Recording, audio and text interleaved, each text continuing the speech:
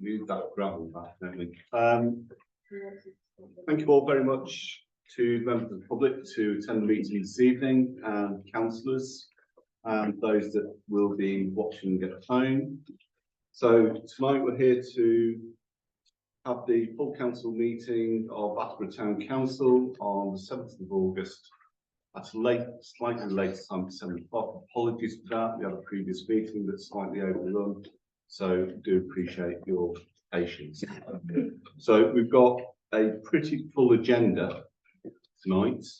I will try and get through this as expediently as possible.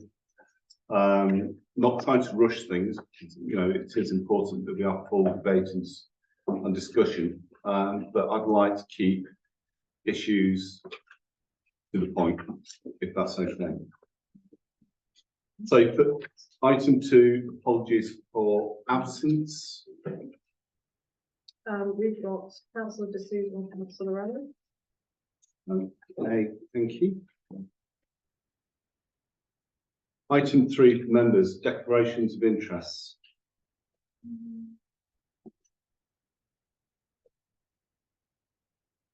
No? No? Okay, thank you.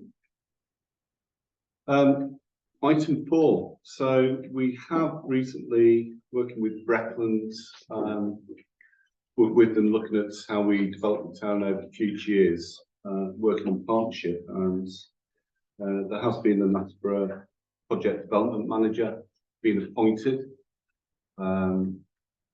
co-funded by ourselves, Breckland, Norfolk County Council, and others, and they've kindly volunteered to come along tonight. I'd like to ask Andrew and Megan just to introduce themselves and just give a quick overview of what that role is going to be and how it's going to work with the town council and the community. So, I'm all right seeing it from back here. Is that good?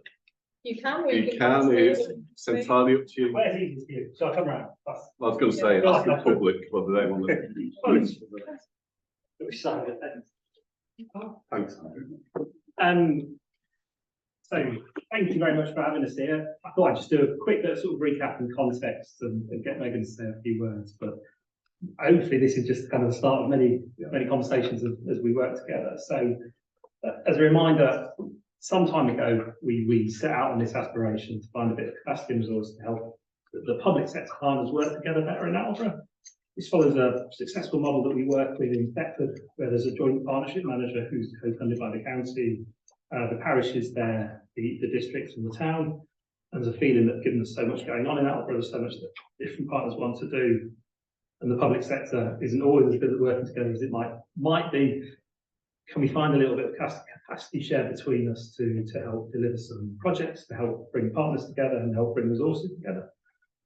The Thetford model is something that's been running for a number of years now, and it's helped us see that there's a role there that can be played for working with some national agencies. So the post there has been very helpful in kind of lobbying national highways for some bigger support and a kind of voice for the town. It's also really helpful in joining up some smaller things. There was a weekend of events that were recently run in Thetford around stage and screens, bringing activity for people, and that was instigated by the partnership manager there. The spectrum of things that can be done is significant, and we know there's loads to do in Attleborough. So positively, as you mentioned, we were able to bring forward the resource from some principal funding partners, so obviously ourselves, the town council, the county council, Ptarmigan as a kind of minority contributor, but an important one in the context of the city. And we're also working very closely with Homes England as well, given their interest in the town. So we ran a recruitment process a little while ago. I'm very pleased to be able to bring Megan on board. As a result of that, she joined the team about 2 weeks ago now. So this is kind of early days in the work. We've got this resource put together for 2 years, and basically the commitment of what we want to do is demonstrate value to everyone on the back of that, and prove that actually investing in some capacity can help do some really interesting and positive things.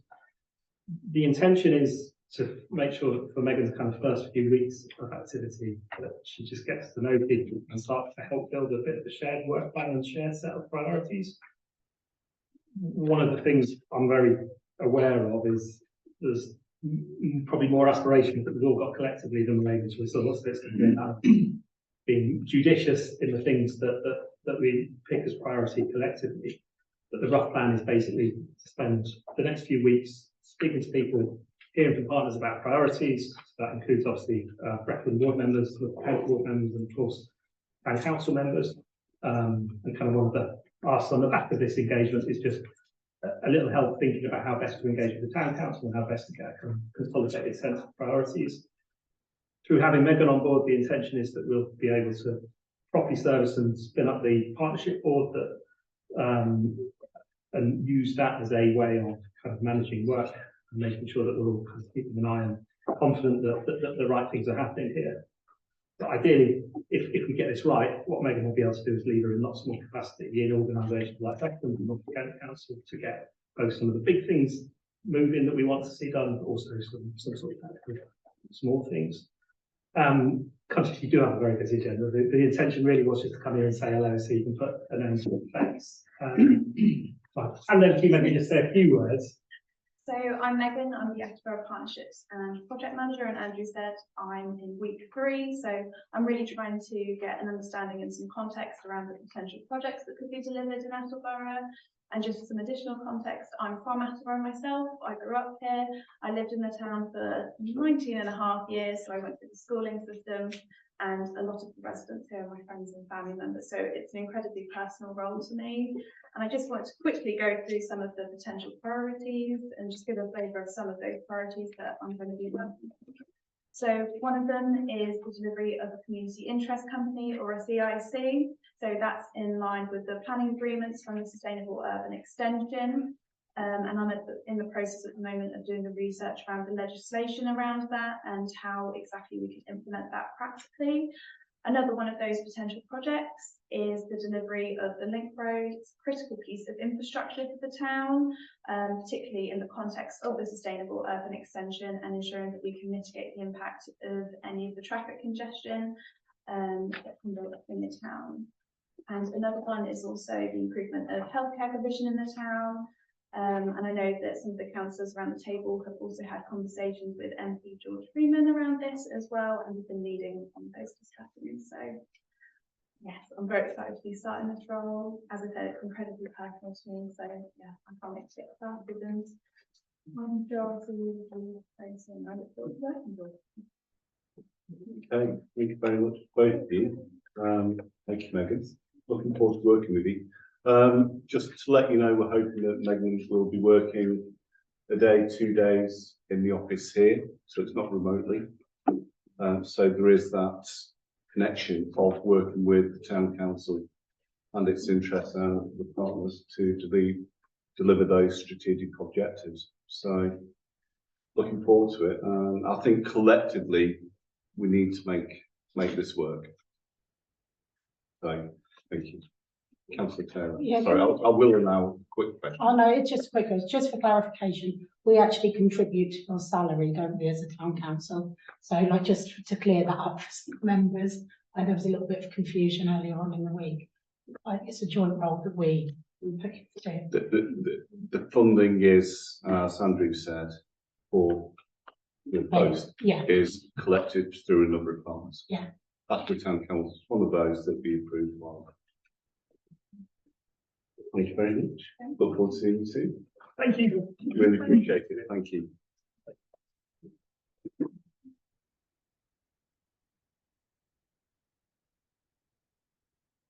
And thanks again. You're welcome to stay. But you don't have to. But you don't have to.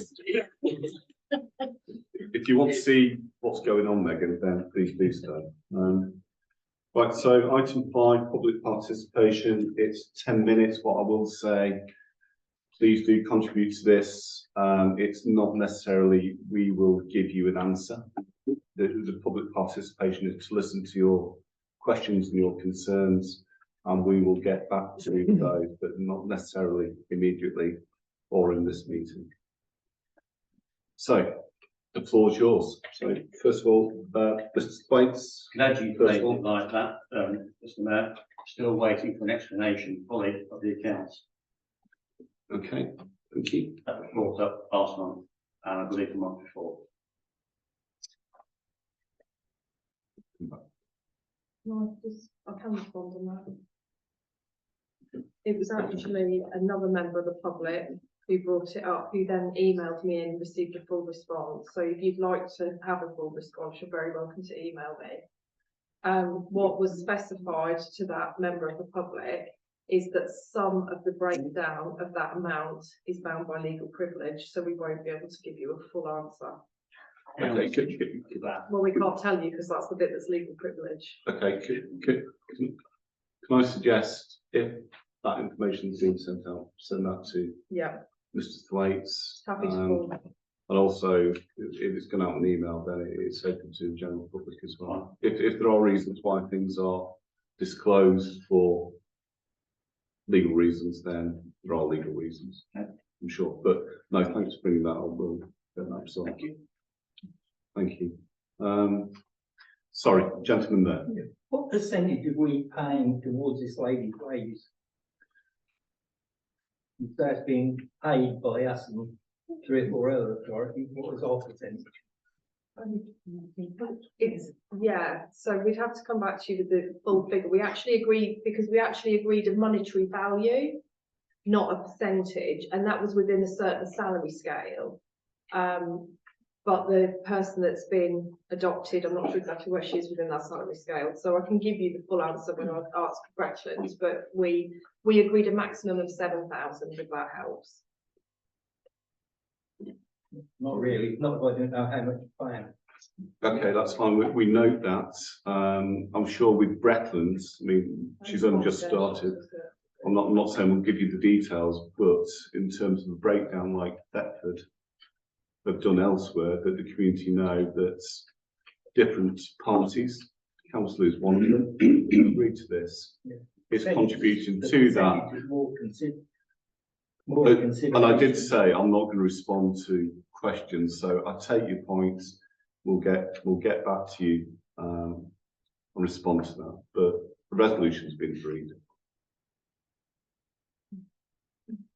With the number of houses that are being built at Putnam Road, just short of one to build the link road. What is this lady's input going to be able to forward that and get that done? That is a wider discussion between Brecklands and the developers in Home England. It's not, I'm responding when I said I wouldn't, but I'm going to close this one down. It's not the responsibility of Megan to make those strategic decisions. She's there to help run the day-to-day project management initiatives and everything else, not strategic decisions. That is to the beholden of District Council as a planning authority, North County Council, the Highway Authority, Homes England as phase 1 developers, Tomkin as a larger developer, and the Town Council, we merely have an input. But that's a decision that's going to affect everybody in the town for a lot of years to come. Yeah, There's a problem down Station Road and the town was gridlocked again. absolutely. And what we're going to do when we've got another 1,199 houses on that season, on that development? There's no link. Point taken, we've had that discussion for the last 10 years. With that, no, Right, anyone, sorry, I'm quite happy to discuss this privately with you. And I'm not trying to close it down or deflect the situation because we go on all night on this. What I'm trying to do is protect one new employee from Brecon that's just been put in a position. I've explained what her role is. I've explained where part of the funding mechanism is. Those big decisions, I totally agree with you, madam. That's going to be the next 30, 50 years. I'm a town planner. I understand what these impacts are. So I'm not coming into it blind, and I'm not making excuses. That's where we're at, and we're trying to work with Breckland and other partners to make more sustainable development as best we can. something irrespective of the lady. If they're building that number of houses, what is going to happen to the 106 agreement money, which won't necessarily be spent in this phase? Who will hold that money? Okay, so I'm conscious reading the 10 minutes up, but I'll answer that. So in terms of 106, the planning authority holds the 106 monies. That's great. And also the Norfolk County Council also hold 106 monies. So be it that education, be it libraries, be it highways. It's not the town council. So you've got no control over it at all? We got control in terms of influencing and discussing them, you know, in partnership with Brecon, we've set what our priorities are, which is set out in their code plan. Which I hope you've read. Yeah. It's not worth a lot of paper though, is it? That's your personal opinion. Mr. Thwaites. I'm going to give you this one to come back to me on. Page 5 of your accounts, item 6, total expenditure of payments at recorded in cash book, less staff costs, etc. £273,000 difference from one year to the next. I'd like to know what that's for as well, please. Okay, can we come back? Yes, please do. On that? That's why I only work the other part tonight.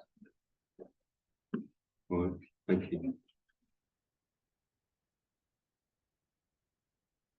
Okay, any other members of the public? Mr. Thwaites?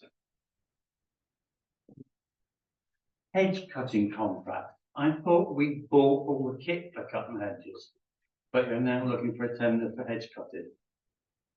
No, I missed it. We haven't bought it. we haven't bought the kit. Okay. So we cut it for the last number of years. What's No, changed? we haven't cut it. Okay, again, can we come back? We'll give you a full response on that. You cut if it that's last okay. year and this year. Okay, we'll come back to that. Please. Again, not deflecting stuff, I'm just conscious of the time. Please pass the questions on and we'll get to people accordingly. Anyone else?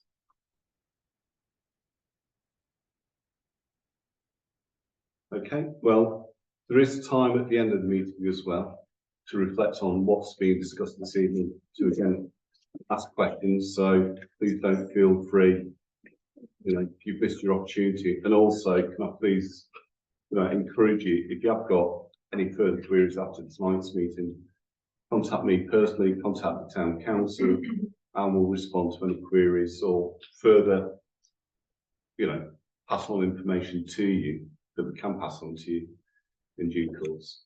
So I'm not trying to be evasive in any shape, way. Okay, thank you. So item 6, minutes of town council meeting on 3rd of July.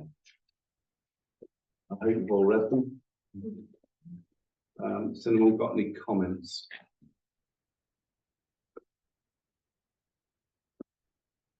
If not, can I ask someone to close acceptance?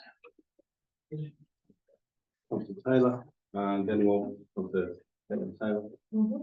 And anyone want to second that? Sorry. So here was Councillor Dale. And can we have a vote of acceptance, please? Thank you. So we had a ATC extraordinary meeting on the 19th of June. Again, you should have those minutes. Again, can I ask for any comments? If not, acceptance and approval.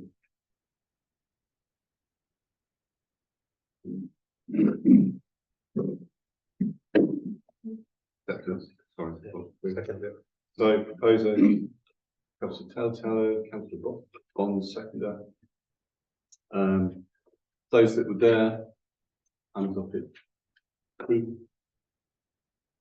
Yeah, thank you.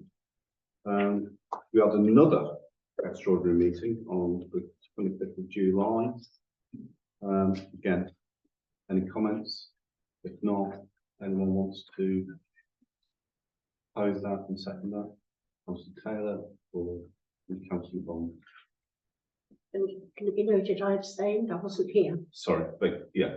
Please, I Just, was on holiday. no, that's fine. It was just Yeah. those that Yeah, were I here. know that. Yeah, thank you. That's why I haven't voted, and I would like it noted, No, please. that's great. Thank you. And then also there was another extraordinary meeting following that. Again, anyone that attended, has anyone got any comments on those minutes? If not, those that did attend, Councillor Taylor and closing Councillor Bond second. Those that were there, can you just put your hands up if you approve? And it'll be noted in the minutes that those were. Thank you. Thank you. Okay, thank you. So moving on to item 7, planning matters. Well,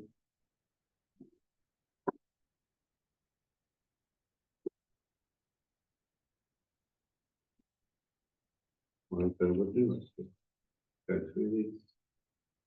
7A planning applications for confirmation by members now. You should have seen these. Those that responded, thank you. 7B planning applications. Consideration and resolution. And again, you should have these in your pack. Anyone got any comments? So the first one is 0723 Upgate Cars Exchange Street, illuminated sign. Anyone got any comments on that? No. Okay.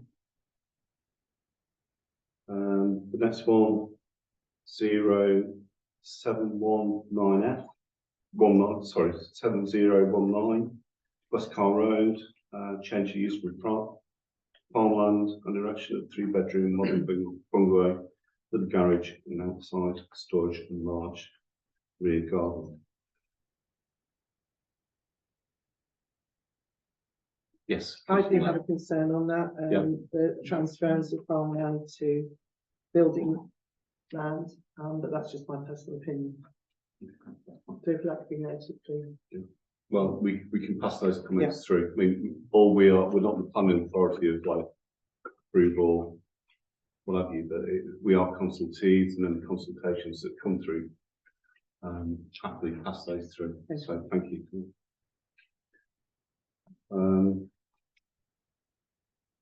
Next one, 0730, 45 Chapel Road, demolition conservatory to new 2-storey rear extension alterations.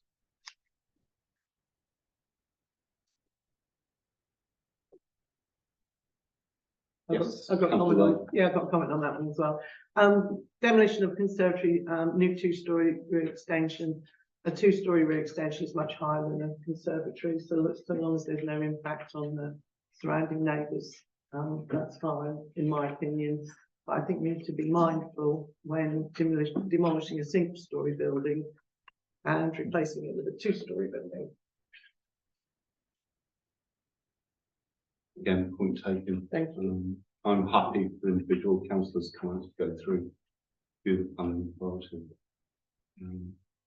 If that's okay.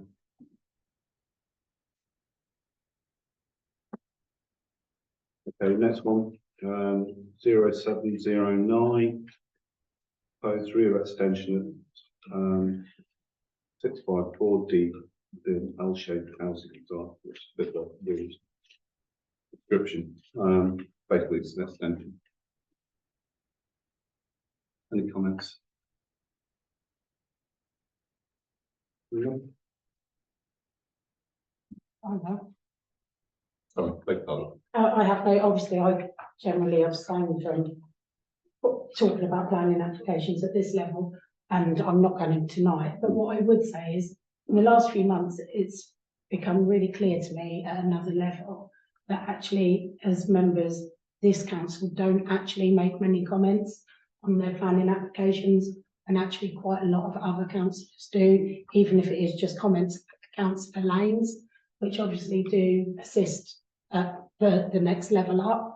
And actually, having recently sat on the planning at Breckland level, it was quite interesting to see how many representatives from their other councils do attend some of those committee meetings. And I know Councillor Dow's agreeing with me. Yes, I am agreeing with you Having very sat on much so. planning before. So I would like to suggest that maybe when there are comments that members would like to make, that we are a little bit more robust on passing them on.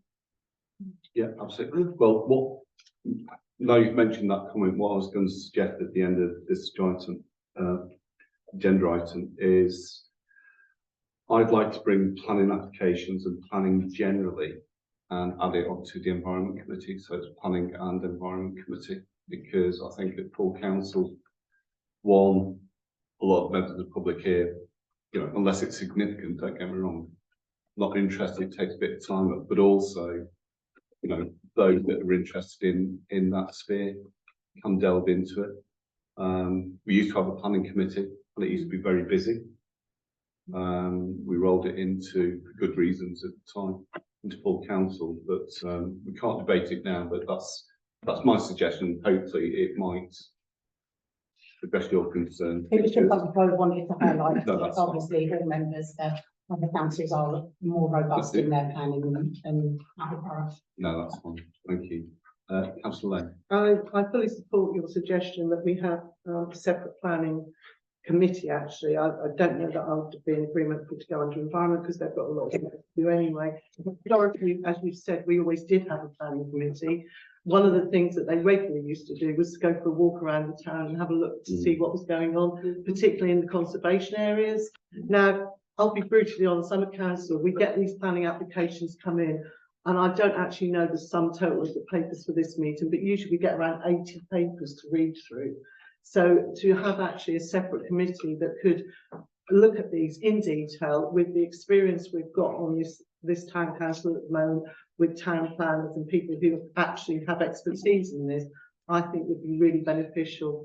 And as Councillor Sam Taylor is saying, we do need to make better representations at district level on planning applications. Yes, we don't have that much influence, but we surely should be making our residents' feelings known. So I would request that we actually put that as an agenda item for the September meeting to discuss the possibility of forming a planning committee in some respects. Okay, thank you. Can I bring that up under item 18? Yeah. Please. Thanks. So back to the day job. So plan application 0685, Farm, West Car Road, installation of 30 ground mounted PV panels. Any comments? Yeah, what's the, sorry, No, please, Councillor Lane. what is a PV panel? Solar Solar panels. panel, right. Sorry, yeah. Okay. I have to use a technical term. So yeah, basically solar panels, but you've obviously got a ground mounts. Yeah. No comment, okay, thank you. 0699 West Car Industrial Units, West Car Road, use of land for temporary cycle route, static caravan, 2 years. This is, For security. sorry, this is retrospective planning. It is. I would like a lot more information on this before it goes any further, because this has been down there Yeah, and I would like to know the security needs and one or two other things there that I'm not happy with. okay, can I suggest we pull off well, it should all be on the Yes, Planning but I'm portal. still not happy. No, that's fine. Yeah, What I'm I'm not suggesting happy is with if we pull the information off the planning portal and send it round to councillors, Mm. so you've got that information in terms of planning statement, need and everything else. And So I don't know- reckon we'd like to bring it back to next council. Yes, please. Yes, I have been down and had a quick look. So that's why I'm not. No, that's fine. Councillor, Please. before we move on, can we just ask councillors to ratify 7A, please? But just on this one, are people happy with, if we send further information out, send you the link to planning portal and planning statements and needs, and informed reference, we'd like to bring it back because some councillors don't have enough information or would like to know more information about it. The deadline on that is the 21st of August, so it's going to be before the next meeting, so we can do it. If by you do- email. Can we do it? Is that okay via email? Amen? Councillors happy with that? Yeah. Okay, thank you. Thank you. Thanks, Councillor Day. Sorry, thank you, Town Clerk. Just coming back to 7A. With the application of planning applications that have been sent out. What we agreed on. Yeah.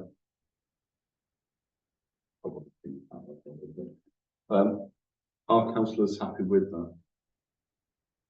Yeah, I'll Yeah. propose. So Councillor Bond proposed, Councillor Westby second, and Councillor Jones. Thank you. Okay. Can I have it limited that this one, please, as a member of the council at the back end? Okay. And myself, I did my So, previous statement that I don't vote at this level. Councillor Taylor, Taylor staying, and Councillor second. Okay, thank you.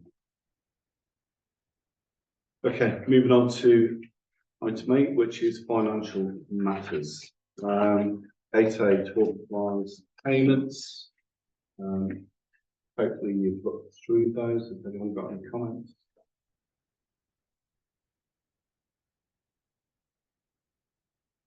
If not, can I have a proposer and a seconder, please?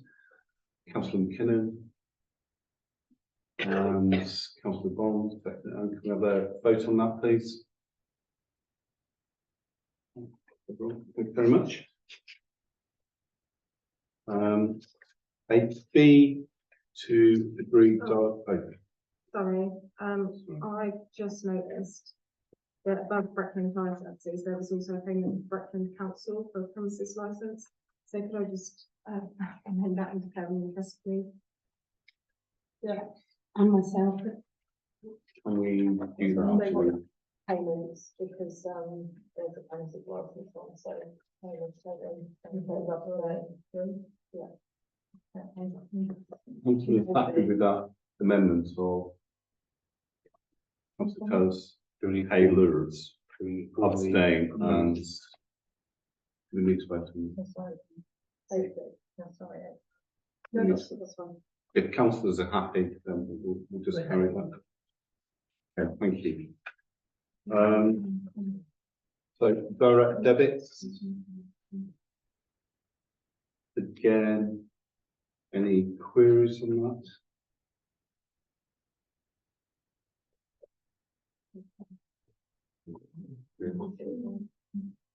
No? Anyone wants to propose that section? So Councillor McKinnon, Councillor Day, thank you. Quick vote on that? Okay, thank you. I'm Sorry. really sorry, I feel like I keep interrupting you tonight. No, that's fine. There wasn't actually a vote on upward and planning to say we were happy with all those comments going forward. So we went through them individually, then we normally vote at the end. On B. On B. On B. Right. Big problem. Right, so going back to that, So we went through them all, we just need a vote that councillors are happy with those comments we fed back collectively on everything in 8B, in 7B. okay, so that's the question. And councillors happy and want to propose, councillor I'll propose it, that we accept them. Bond, hands up for approval. Sorry. Okay, no. Okay.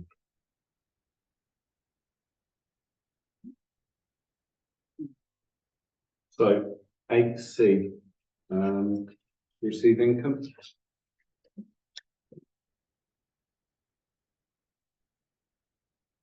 Again, any questions? Can I just ask what the repayment plan damage to church wall is? Just out of interest.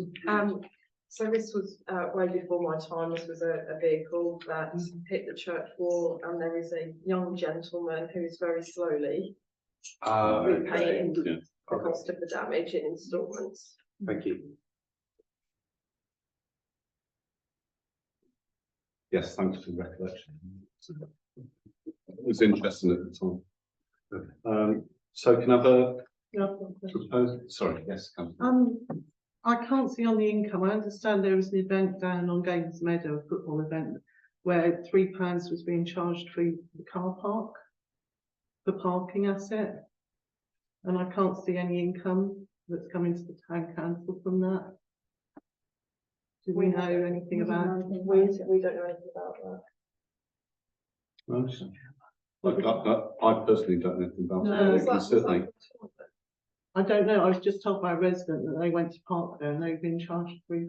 Do you know when that was? So we can look I into don't, I'm sorry. I Okay. could- Football, when the youth football had their big match, Right, okay. invitation over there. Right. We allow them to do it, we haven't authorised charge and entry. okay, yeah, councillor. Councillor Lane's right, they were charging Yes. £3 per car Well. to park on the games for the football tournament, Mm. which was, I don't know exactly how it's going. About 2-3 weeks ago. No, it must be about 3 weeks ago. They had Saturday and Sunday. Right, So leave that with us. if leave that Thank you. with the town clerk in the office. Thanks for bringing that up. I have no idea. So back to income. Can I have someone that wishes to propose? Councillor Lefty, seconder. Councillor Bond. Those in favour? Okay, thank you very much. Petty cash. Going for information. Anyone got any questions? No, okay, thank you. And income and expenditure, June 2023, item Do you 3. need a proposal for petty cash? No. It's just for information. Alright. And again, this is for information. Has anyone got any questions?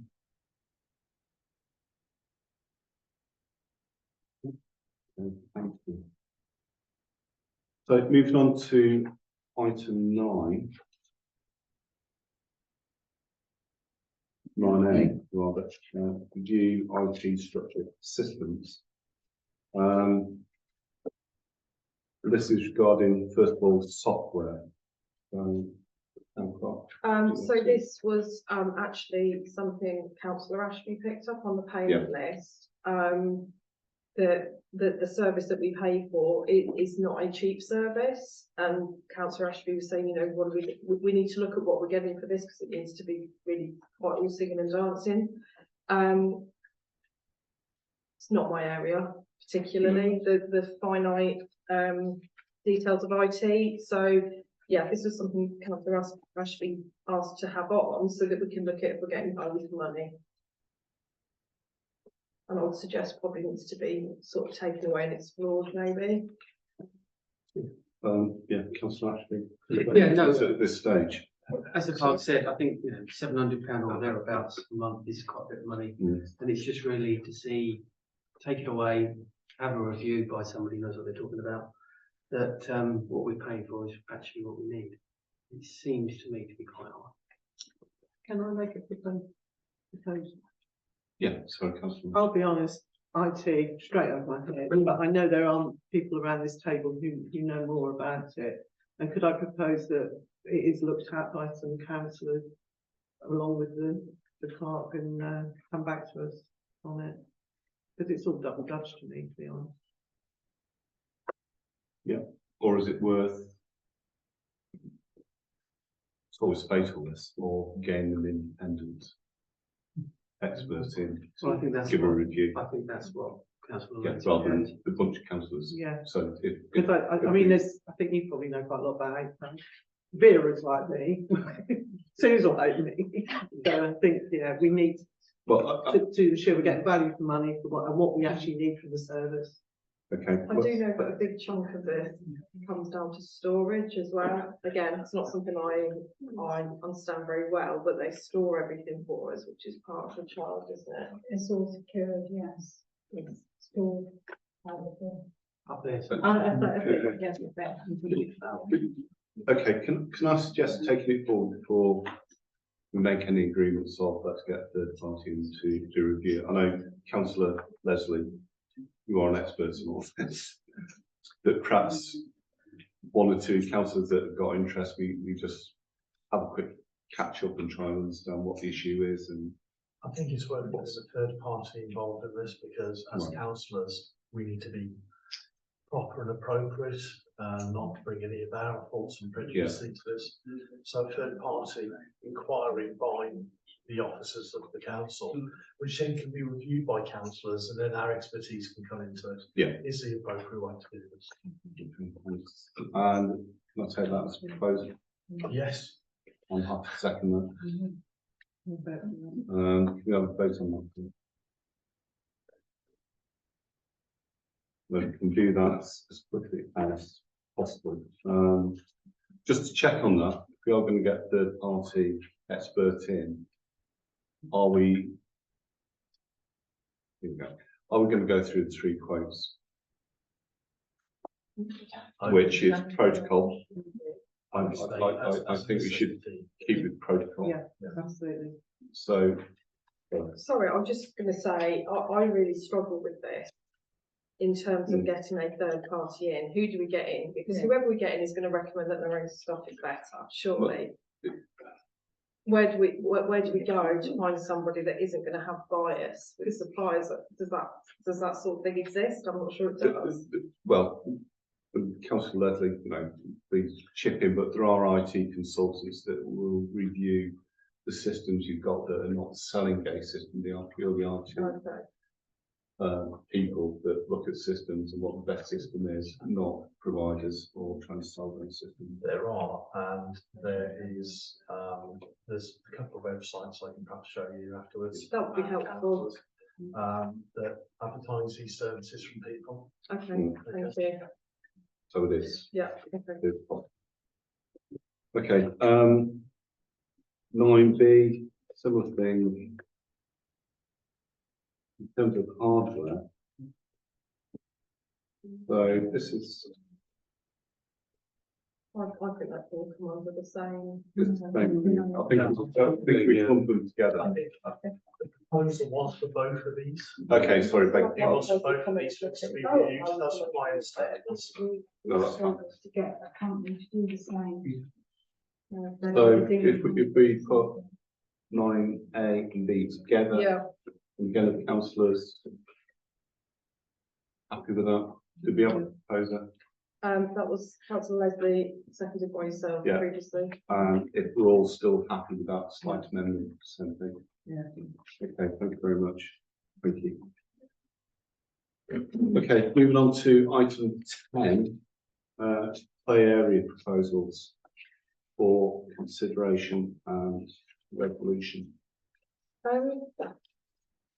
So we had this on a previous agenda, and it was deferred, and then it came out again. And we had some really good pieces that councillors liked the look of, but we weren't, I think it was a lot to kind of absorb what we might need and where. We've got £46,000 that we could spend on these improvements. So what I did was I added in somewhere a bit of a breakdown of what we currently have. And I still think this might need to be taken away. Where's my breakdown of what we've got at each site? Page 24. Here it is. Sorry. Yeah, so there's a breakdown of what we've got at each site. And what you can clearly see from this breakdown is that some sites already have more accessible play equipment. And accessible might mean wheelchair accessible, but it might also be sensory. There's lots of things that make things accessible. But I thought that was quite helpful for members to see what sites were perhaps slightly lacking compared to other sites, which may aid you in your decision making. I would really like to see, in addition to some of the parks that we know are lacking, for example, Norfolk Drive really doesn't have anything significant in the way of climbing equipment at all. So we talked about something like the clamber stack there. These little things that I've put in, the little panels, don't know if anybody saw them. There's one that's like a wall panel, and there's another one that is a sort of spinny flower thing. Just to give you an indicative idea, you've got them there. So this company, so lots of other companies will do the same, because if we decided to go with them and get quotes, probably do somewhere in the range of 20 to 30 different versions of these, all for under £1,000. And they are accessible. They're great for children that perhaps can't get on some of the other equipment. A lot of them are great for sensory, with sounds, with colours, with shapes. We could quite comfortably add some of this accessible panels at each park, in addition to our other stuff, quite affordably. So I thought that was a really nice idea.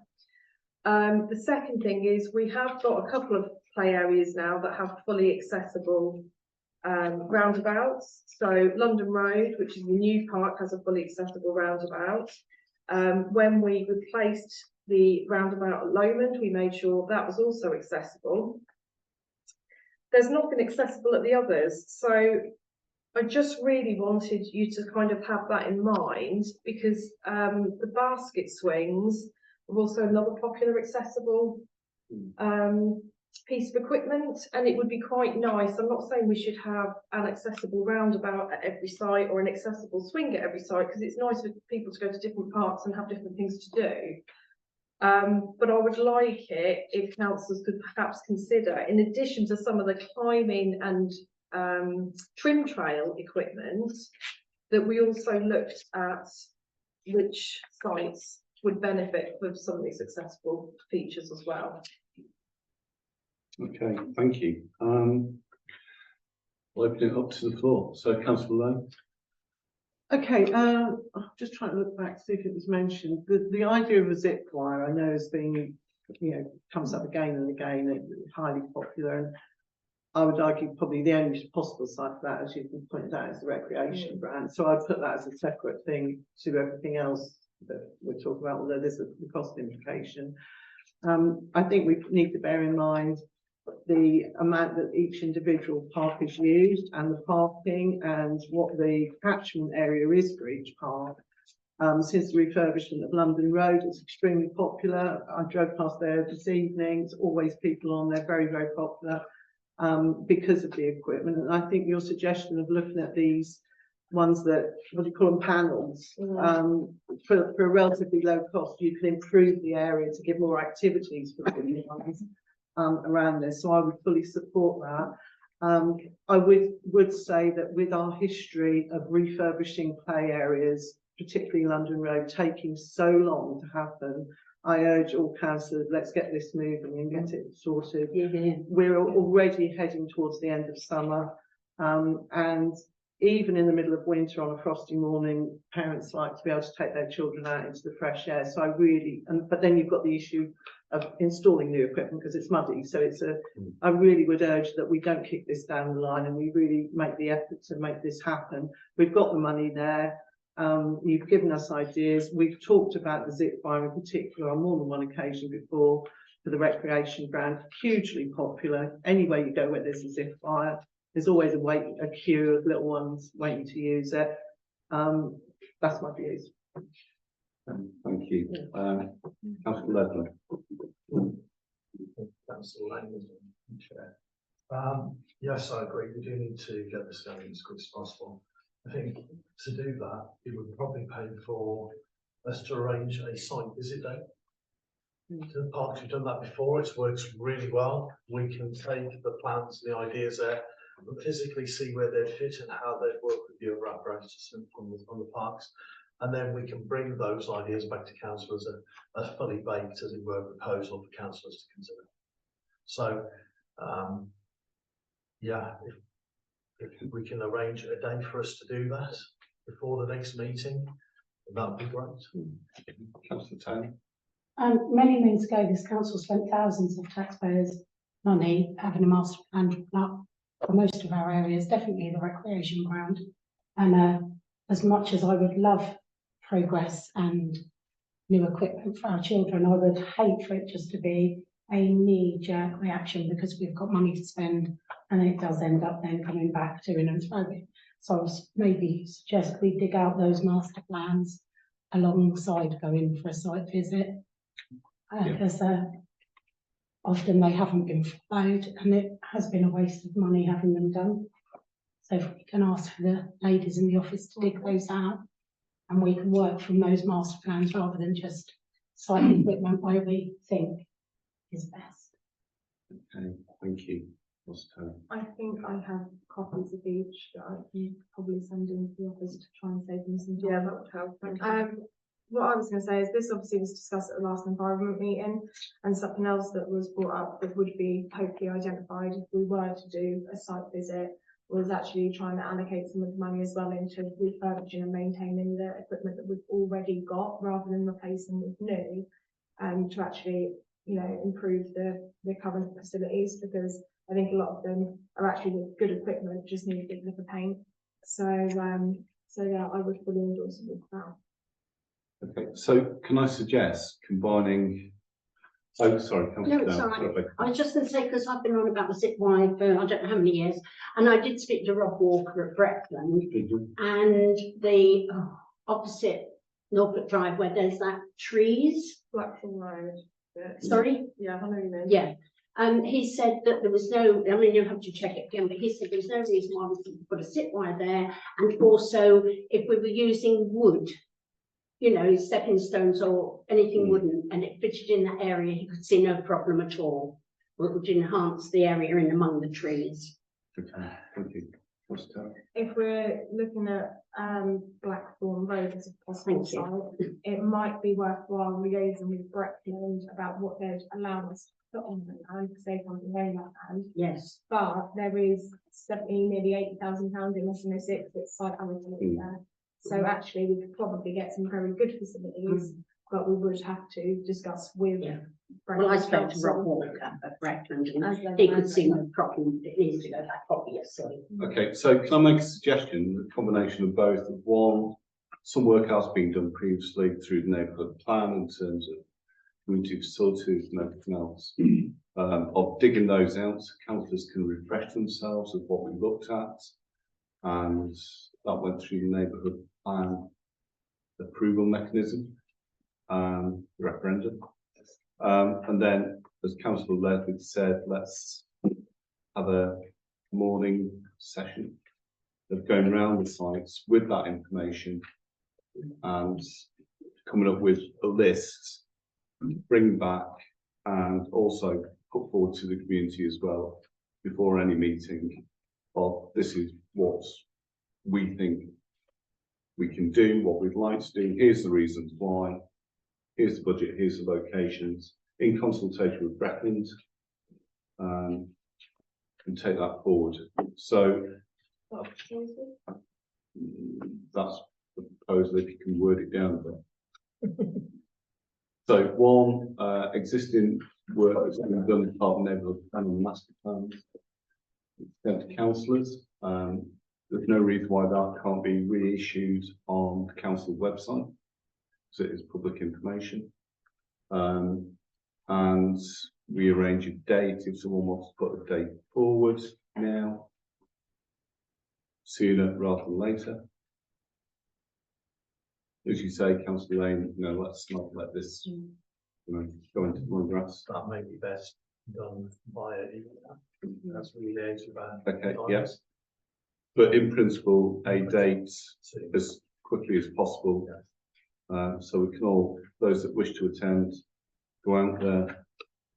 I'm going to suggest also we, and shout me down on this, but we advertise that on the website. And if there are any local members of the public that know we're going to be on a specific play area at a specific time, more than welcome to come along and offer their comments. Or do you just want it to be council only? I'd rather open it up to the community. So we'll arrange those details, put it out on the council website, and members of the community are more than welcome to come and put their input as well, which we gladly receive. Next Saturday. You said quick? 12? Next Saturday. We need to contact everyone else here. I'm glad you're quick on the dates. Would anyone? So that's my proposal. Would anyone like to second it? Councillor Bond, we have vote, please. Thank you very much. Could I just add a comment, please? We're talking about the AMP. We are overdue to review it. And this has been mentioned before at Full Council. We need to review the AMP. So, these can be agenda item, please, for next meeting. Well, I was going to suggest that in a Yeah. request now to recommend for them. Thanks, thank you. So moving on to item 11, Carver's Lane, POS adoption. So this is community land, it's part of 106 agreements. If any councillors got any comments on this?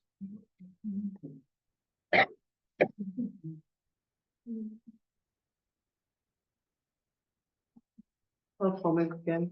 Yeah, please. No, that's fine. I think, you know, in recent times, we haven't been adopting more land because it means our staff have got to look after it. And until we've got a full quota of staff, that's one way of looking at it. You know, it's more work for staff we've got. Agreed. Yeah. But then on the other hand, it is land, so, you know. Well, it's land, but it's not useful. No. So. £5. £5. I'm still waiting for others previously to pay into the pot. You'll get it. Councillor Taylor. I appreciate, obviously, we need to take maintenance into consideration, but we could always rewild it and just as natural habitat there, not costing anything to maintain. Rewilding is quite popular at the moment, and as we know, is good for biodiversity and all of our little creatures. I mean, pockets of land like this, after developers have done their work, are not financially viable for town council in terms of, you know, an investment or anything else. But the alternative is just leave it. Even if it's just management twice a year, is far better than anything totally unmanaged. So yeah, Councillor Leslie.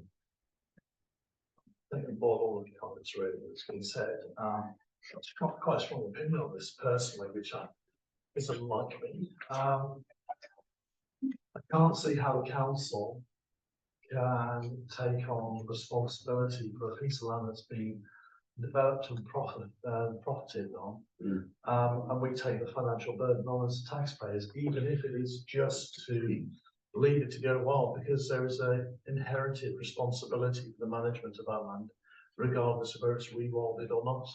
And I personally, you know, representing the community, don't want to take on a piece of land which relieves a developer of a financial responsibility when really they should be maintaining it.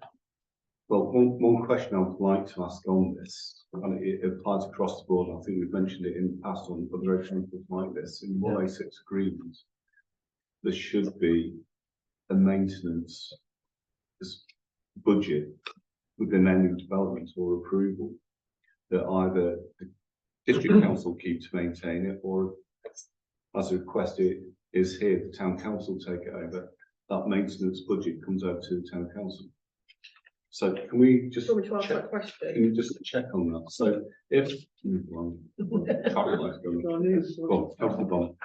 I just believe we've been looking at these areas before, and I'm sure they've come up before, and we've done exactly the same thing. We've said that's fine and dandy. Where's the money for us to actually maintain it? Then we'll maintain, because you know it's a developer. They put the green bits on the plan. It gets passed, and they just don't want to know after that. So we've got to make sure that if we're going to take responsibility for it, that we have the means to do it. Thank you. Councillor Westby, then Councillor Lane, please. Yeah, I mean, I agree if there's money available that we might take it on, but the other option is do we know if there's a management company for the development, because there usually is nowadays. So that is what would happen if we. Well, that's what's likely to happen if we don't take it. Yeah. Yes. Yeah, and then that burden is continues to be borne by the developer or their subsequent parties. It does actually state that if you're not interested, we'll begin the process of adding the land for our management company. Can I just say that this is a bit confusing because the letter actually states that under the original S106, it was suggested that these areas, plan attached, would be adopted by the council for maintenance. Now, who suggested that we would adopt them? And the fact they've used the word suggestion, and then it says Breckland have since confirmed they are taking on no POS area, and have asked me to make contact with yourself. So Breckland have basically gone back to them and said, no, you go direct to the town council. Now, I can't recall, I know I haven't been a councillor for that long, I can't recall them contacting us and saying, you know, that we would adopt. And then as it moves on, absolutely what our clerk is saying, that they've said that it would go to a management company anyway, so it's not a problem. Can I just comment on that? And I think I brought this comment up 10 years ago, whereby when applications come in and start going through the planning process and 106s are discussed, that the town council have a seat at those discussions with the district council. And I have banged on about that for a long time now. It's never happened. Well, I'm hoping with the new partnership manager we've got, that we do have that discussion, because as you rightly say, the planning authority will agree to 106. We're outside those conversations, and at some stages like this, we're picking the pieces up or not, as the case may be. And if we're not picking the pieces up, then what's the alternative? So I totally agree with you. I think we need a total revamp of how we work with the planning authority, not least with Homes England's application coming up. We can't do anything retrospectively, but going forward, where there's going to be significant development, then I think we do need to put our cards on the table and forcibly, you know, argue those. So, Councillor Taylor, sorry. Actually, just going to suggest while the clerk goes and investigates the commuted sum for that parcel of land, that if she does try and find out how the wording is in the S106 agreement, whether it is to come which council that was intended to be. And I was also going to say we are quite lucky with newer developments. They do come to the town council, and I just think it is more about us reinforcing at that stage what we would like to see. And other than that, you do have members at the next level up that would be happy to reinforce some of those concerns and suggestions at the next level up. Okay, thank you. Well, I think it's fair to say, and you know, credit to Leslie, and last 3 or 4 years that we have encouraged developers to talk to the town council separately from district council, and they've taken our comments on board. They may not all be palatable if they are developers, but nevertheless we've got that communication. However, that's going forward. I think any planning application that's drafted and 106 should come to the town council for discussion. It's not consultation because we can't influence it, but at least discussion before the planning authority, Breckland, agree anything. That does not happen, and that's a flaw.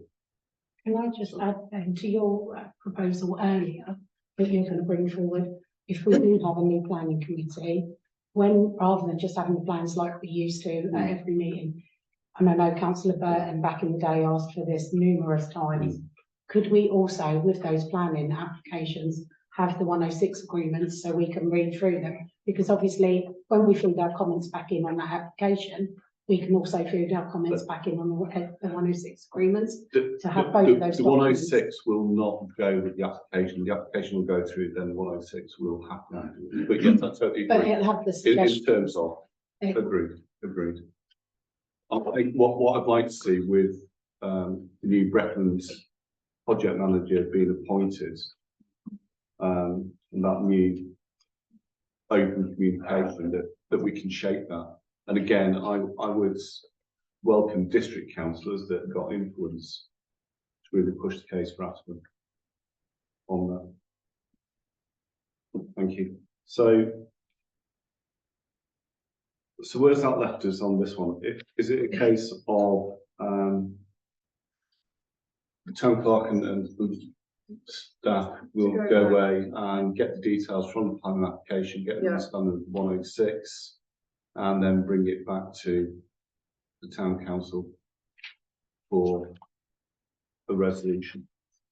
And within that, suggest to Breckland, we'd like a discussion with yourselves and the partnership manager of how we are consulted and inputted into future 106 agreements.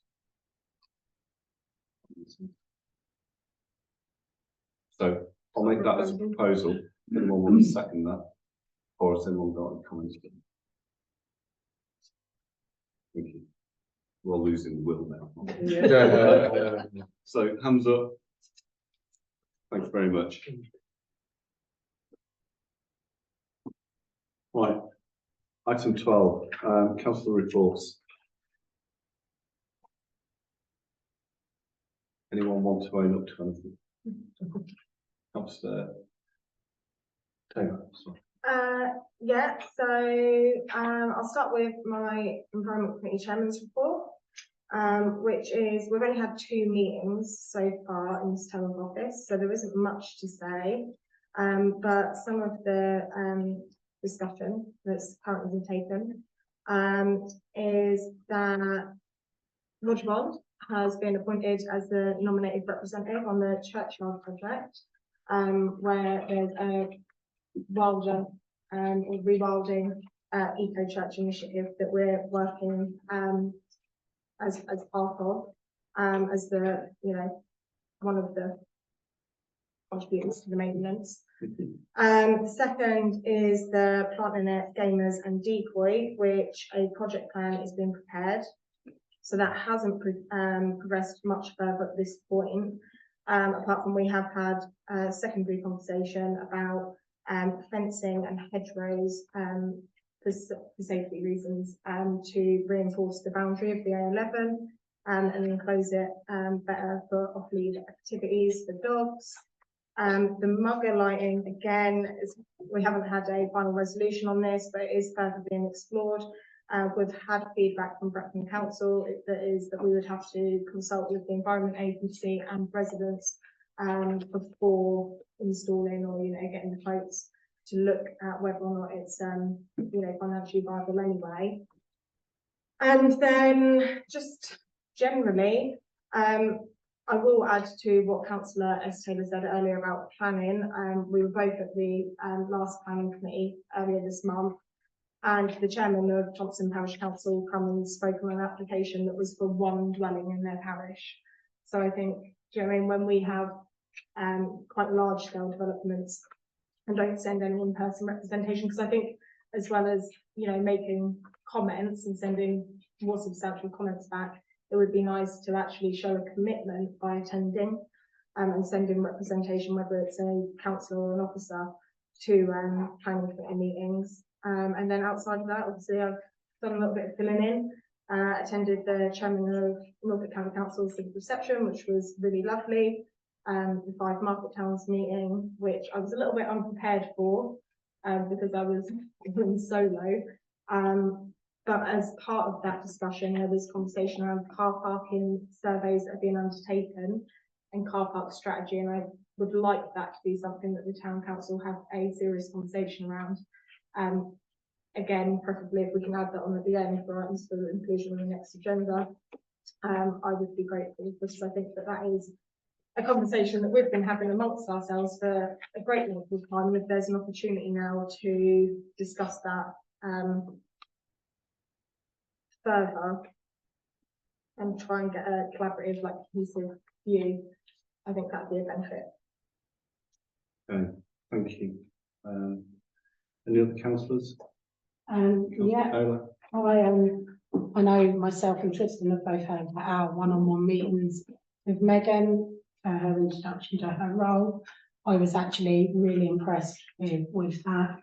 at a district level, we met with her, and she is really eager, and hopefully, like, that momentum's going to stay, and she's going to be really good.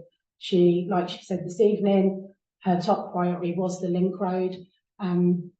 Myself, Councillor Taylor, Ashby and Fraser had attended a meeting with Homes England prior to our one-on-ones with Megan. We were all quite vocal about our concerns. Councillor Ashby was quite firm. I definitely was. Megan even told me how much she'd been thinking about all that like we'd said. So hopefully that is going to be her top priority, and we can work, because that link road is a necessity. And as much as Homes England done a workshop here the other Thursday, which we attended as well, they seem to think the linear park is what our community want the most.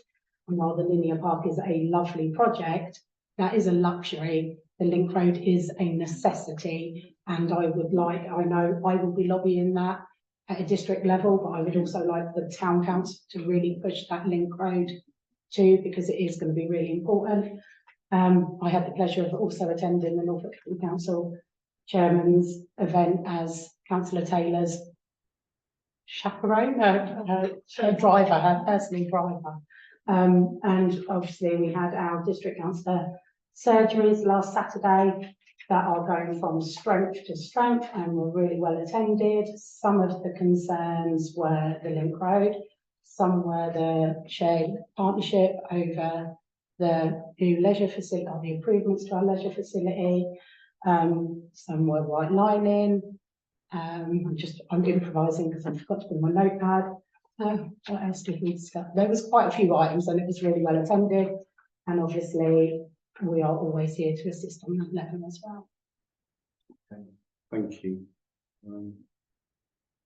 Yes, Councillor.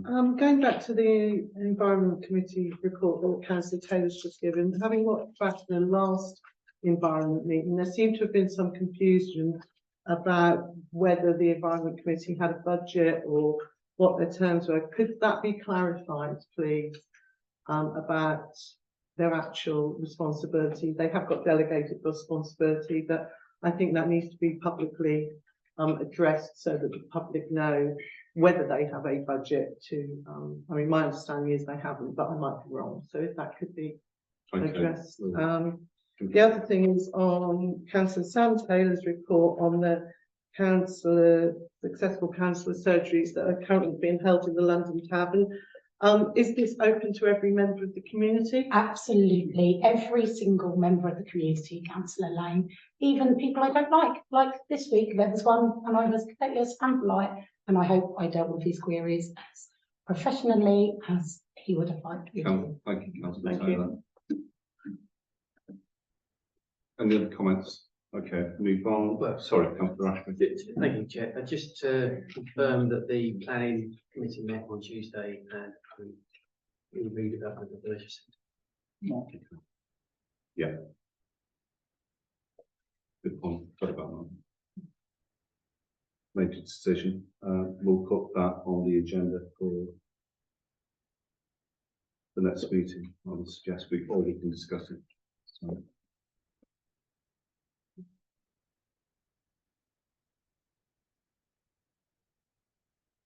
Okay, moving on to item 13, correspondence. So 13A, which is road markings in. Councillor Tyler, can I just raise interest in 13C?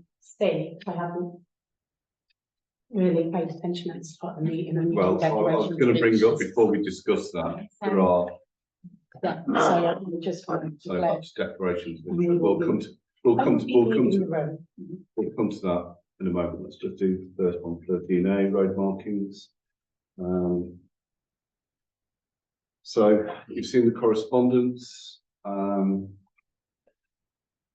Better road markings at two junctions, Connaught Plain and Queen's Road, Queen's Square, Exchange Street. So, yes, Councillor Westby. With my professional hat on, I think it's a very sensible request, but I don't think there's any facility for doing it. Under the Highway Traffic Signs Act. And No.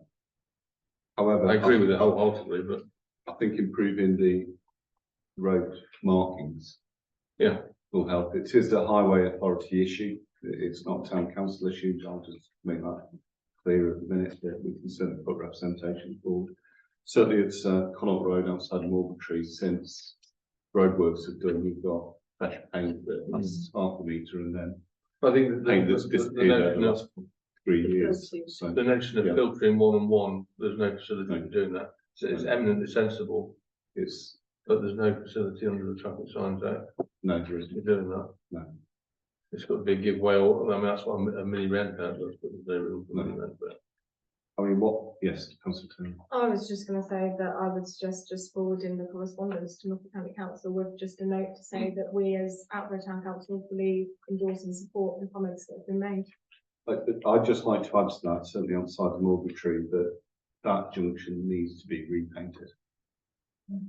It is, you know, a bit rubbish. And I've seen people drive through from station, but because they've not seen the giveaway markings. It's a weird junction anyway. So yes, quickly from there. That whole town needs remarking. Level crossings, Yeah. centre crossing, Connaught Road, Okay. you can't see signage for coming around from Pine, the A11 north and south. Illegible. Road markings, most of the town just need totally redoing. Okay. Yes, thanks. Councillor Turner. Actually, it was one of the things that was brought up because I have my notes from my district councillor surgery here.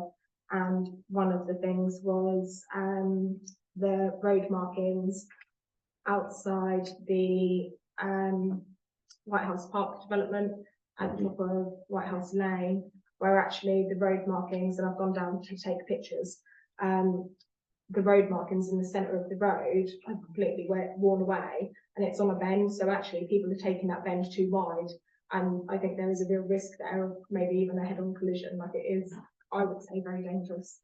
But can I make a suggestion, if not a proposal? One, yes, we forward this on to the Highway Authority, but also make note that as a town council, we would like the Highway Authority to review and inspect the existing or road markings or lack of within the town at all major intersections and in the town. Okay. Put that as a proposal, second.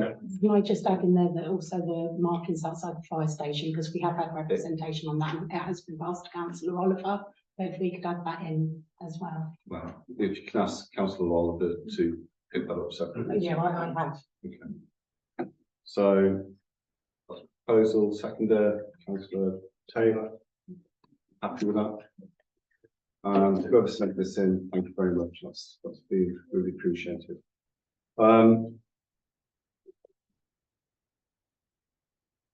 Okay, 13B, car park in approach road. So, you've seen this. It's a car that's parked in unadopted road. That's at the back here. So this has been an ongoing issue for us because a lot of those flats don't have parking. People do park. It makes it sometimes very difficult to get in or out. It has affected bin lorries. It has affected people's Tesco deliveries, and as such, it would affect emergency services. It's very difficult because the police don't want to touch it because it's adopted. Brecon can't do anything. We can't do anything. The landlords don't seem to keen to do anything, so we feel a little bit of a loss with this one. So if it's unadopted, is there any agreement with all the properties around here or landowners that any form of maintenance is split? There must be some agreement somewhere.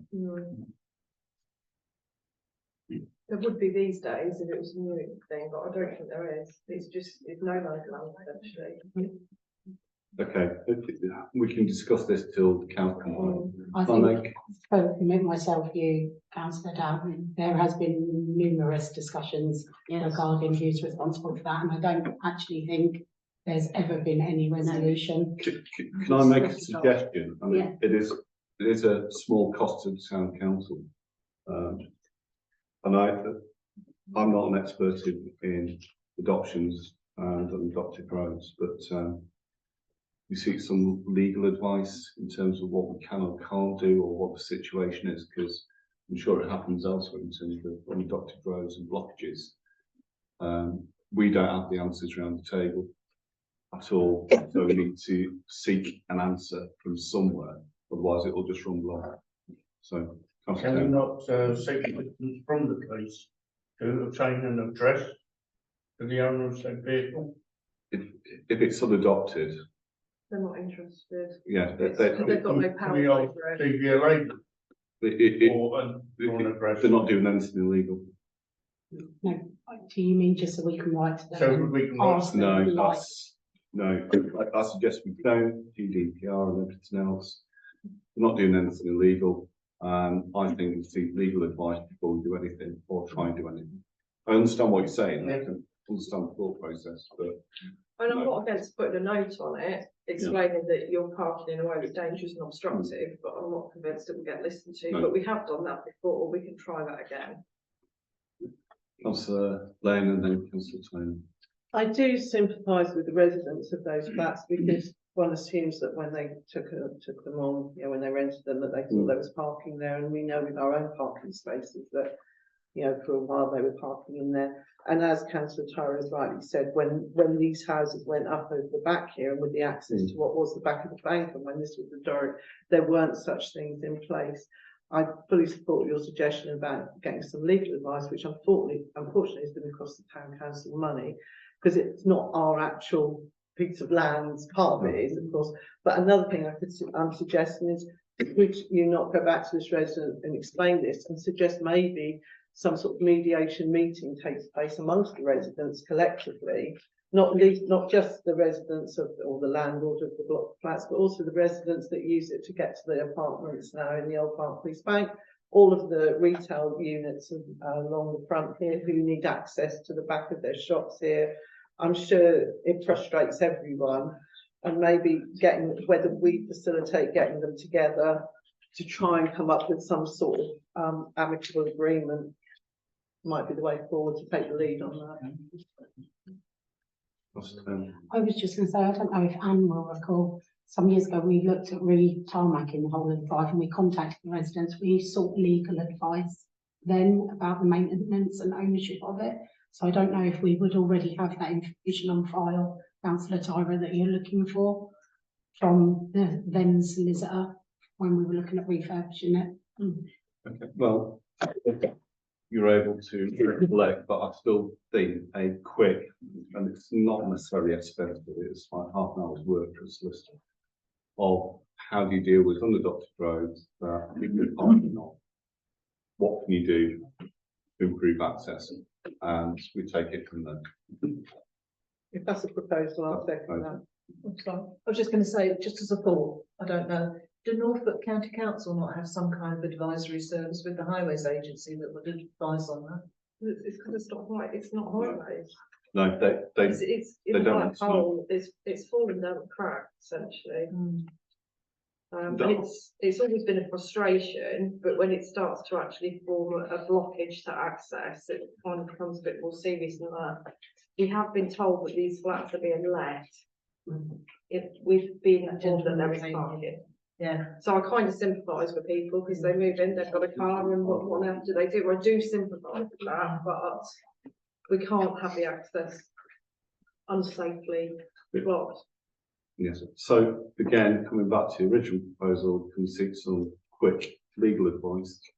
And then we take it from there and get back to the correspondent. You know, because it does affect us as well, in terms of access. So we have got this of interest.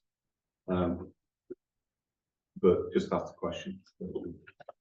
So that's proposal seconder. Councillor McKinnon, and go for a vote. Thank you.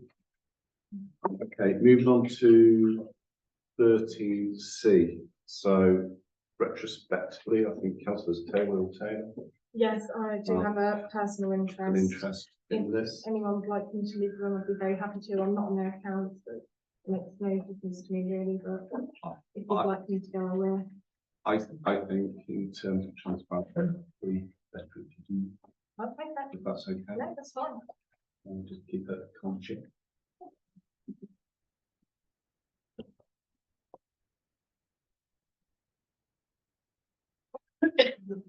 Okay, so this is a grant request that we get every year from the Attleborough Lighting Christmas Lights Committee. We had a long discussion about it last year. Various things happened as a result. We approved the request. The request is coming today, so not today, but to this committee. So I'll open it up to the floor. Thing is, it says on here planning for Christmas lights 2024, not 2023. Are we actually being asked for a grant now for 2024, or should this be for 2023? Good point. We'll seek clarification on it. Shall I just pop out while we've got a couple of members out there and ask them to clarify? Yeah, please.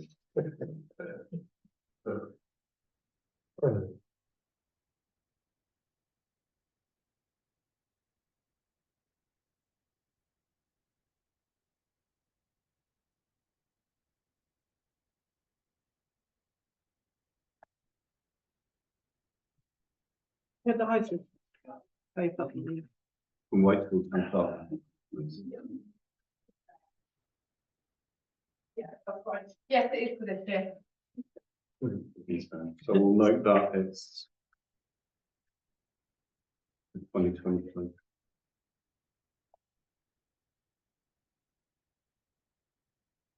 Sorry, I'm not being nitpicky. No, that's actually right.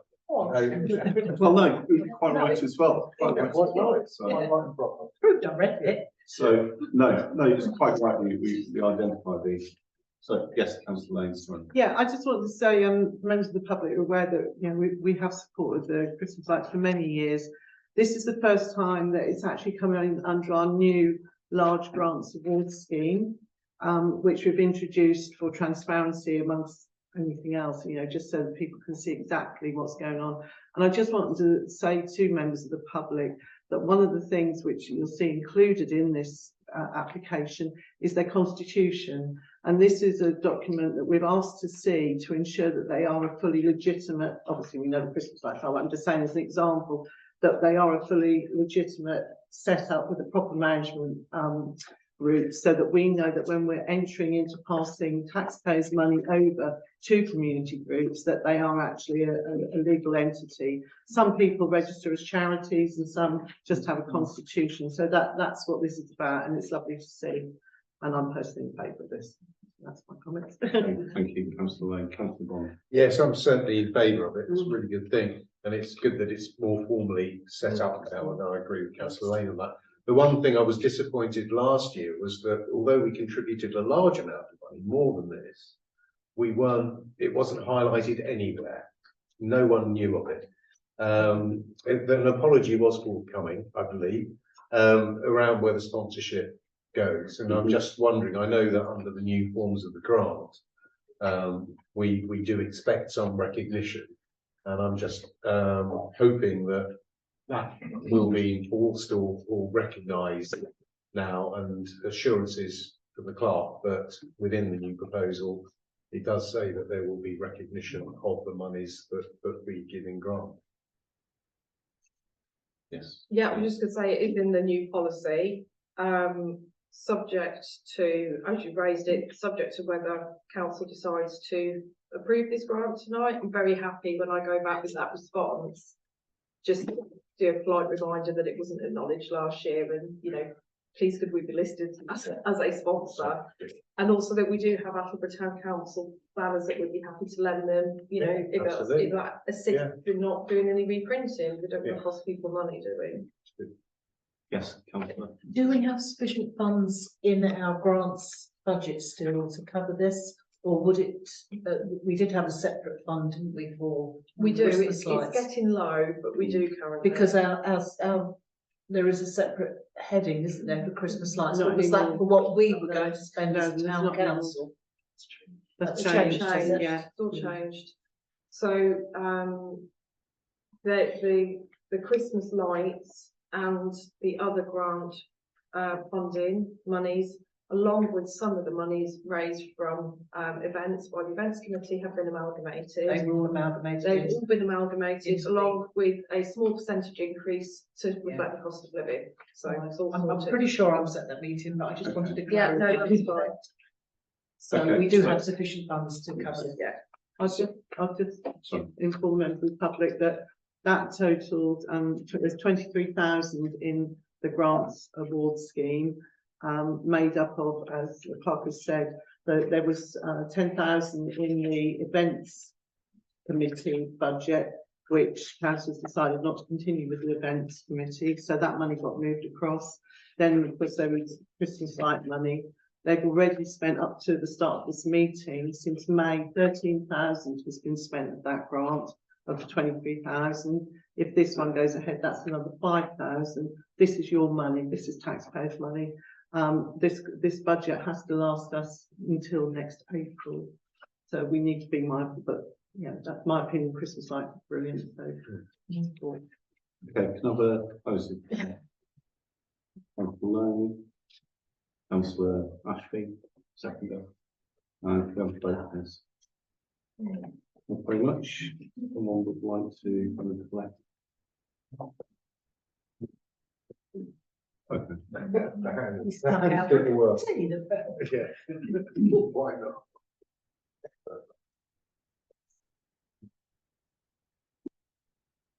Okay, thank you. Right, moving on to, I'm conscious of time, item 13D, so, correspondence regarding, events and chaos that was caused by not only burst water pipe, but I think, community are aware if something goes wrong on the highway network, it is quite interesting as to what happens.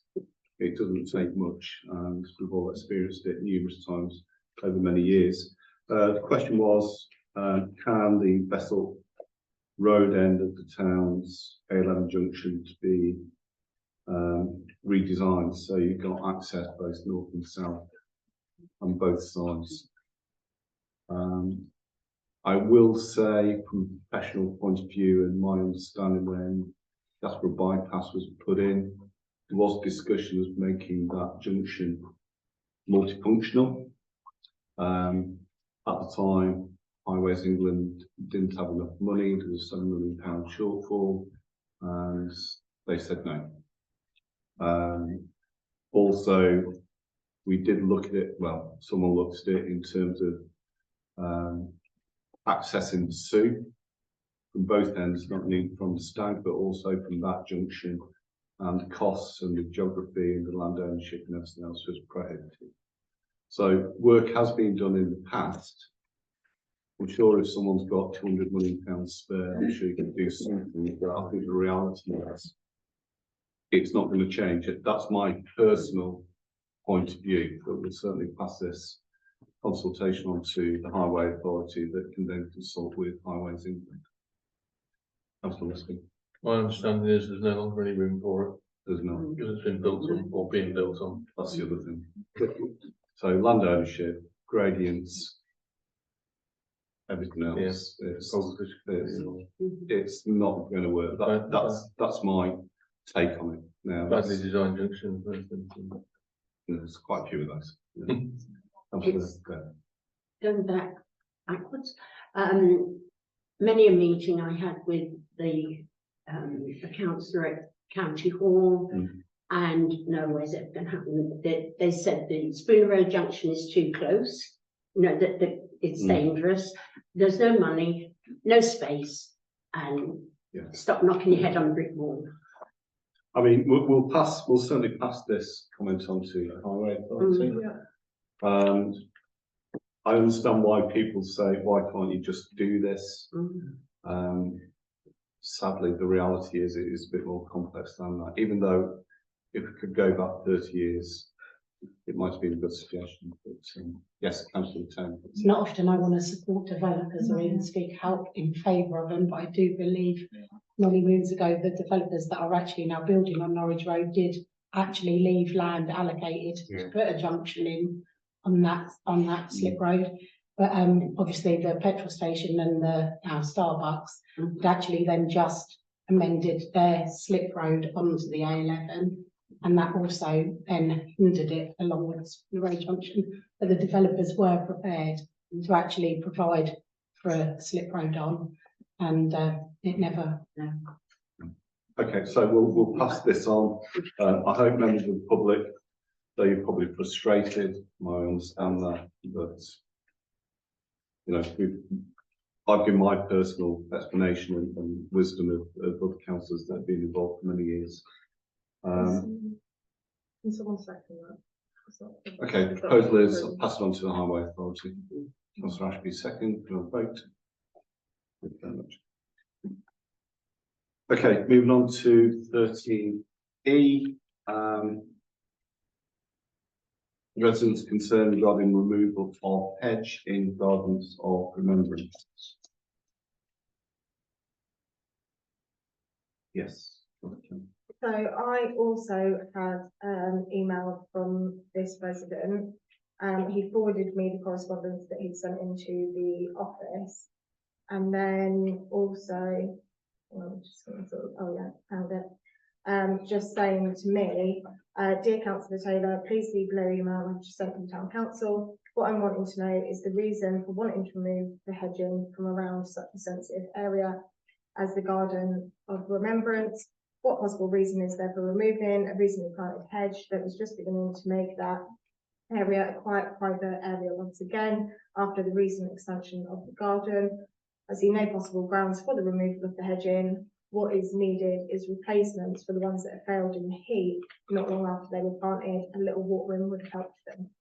I did, for transparency, I did respond to this resident at the time, explaining that actually it was nothing to do with being a cost-saving exercise. It wasn't that we didn't want to pay out for new hedges.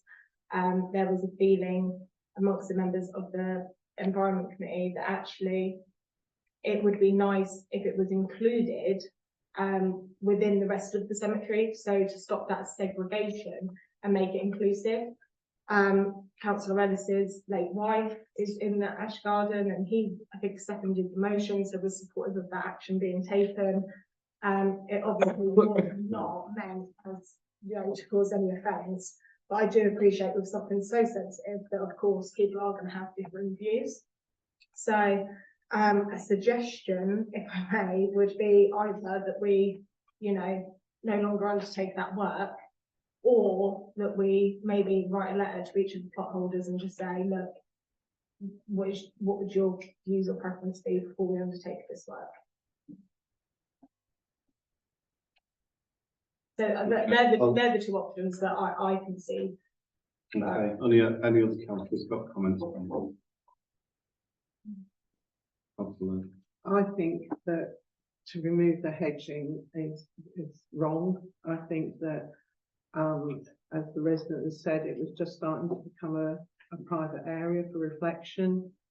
And I think for the sake of, you know, buying a few more trees, to open it, I think any cemetery you visit always has a separate area for a separate quiet area for cremations. And I think it's very unfortunate that this decision was reached at Environment. That's my opinion.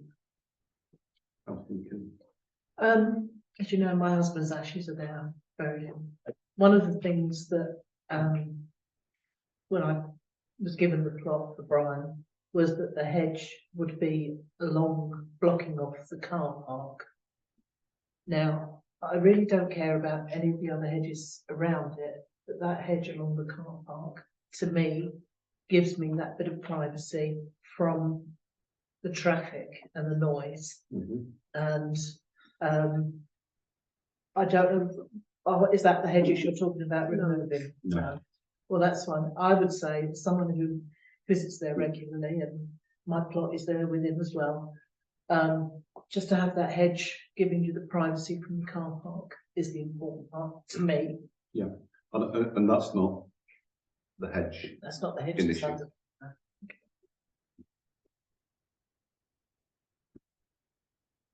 So, councillors, what do you want to do?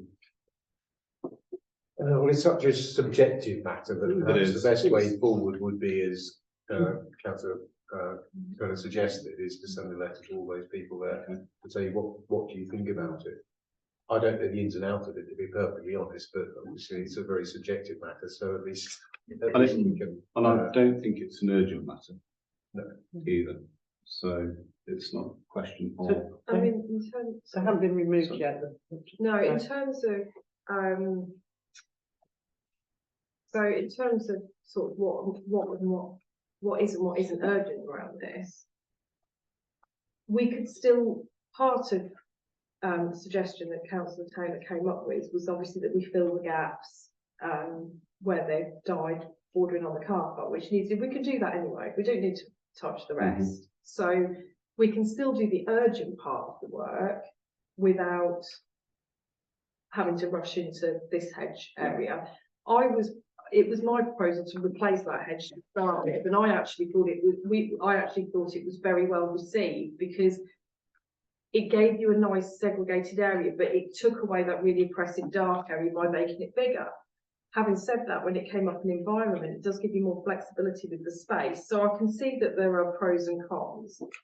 But what I do know is that Councillor Taylor's suggestion of reusing the hedges wasn't cost cutting, it was just about being green and can we use these somewhere else.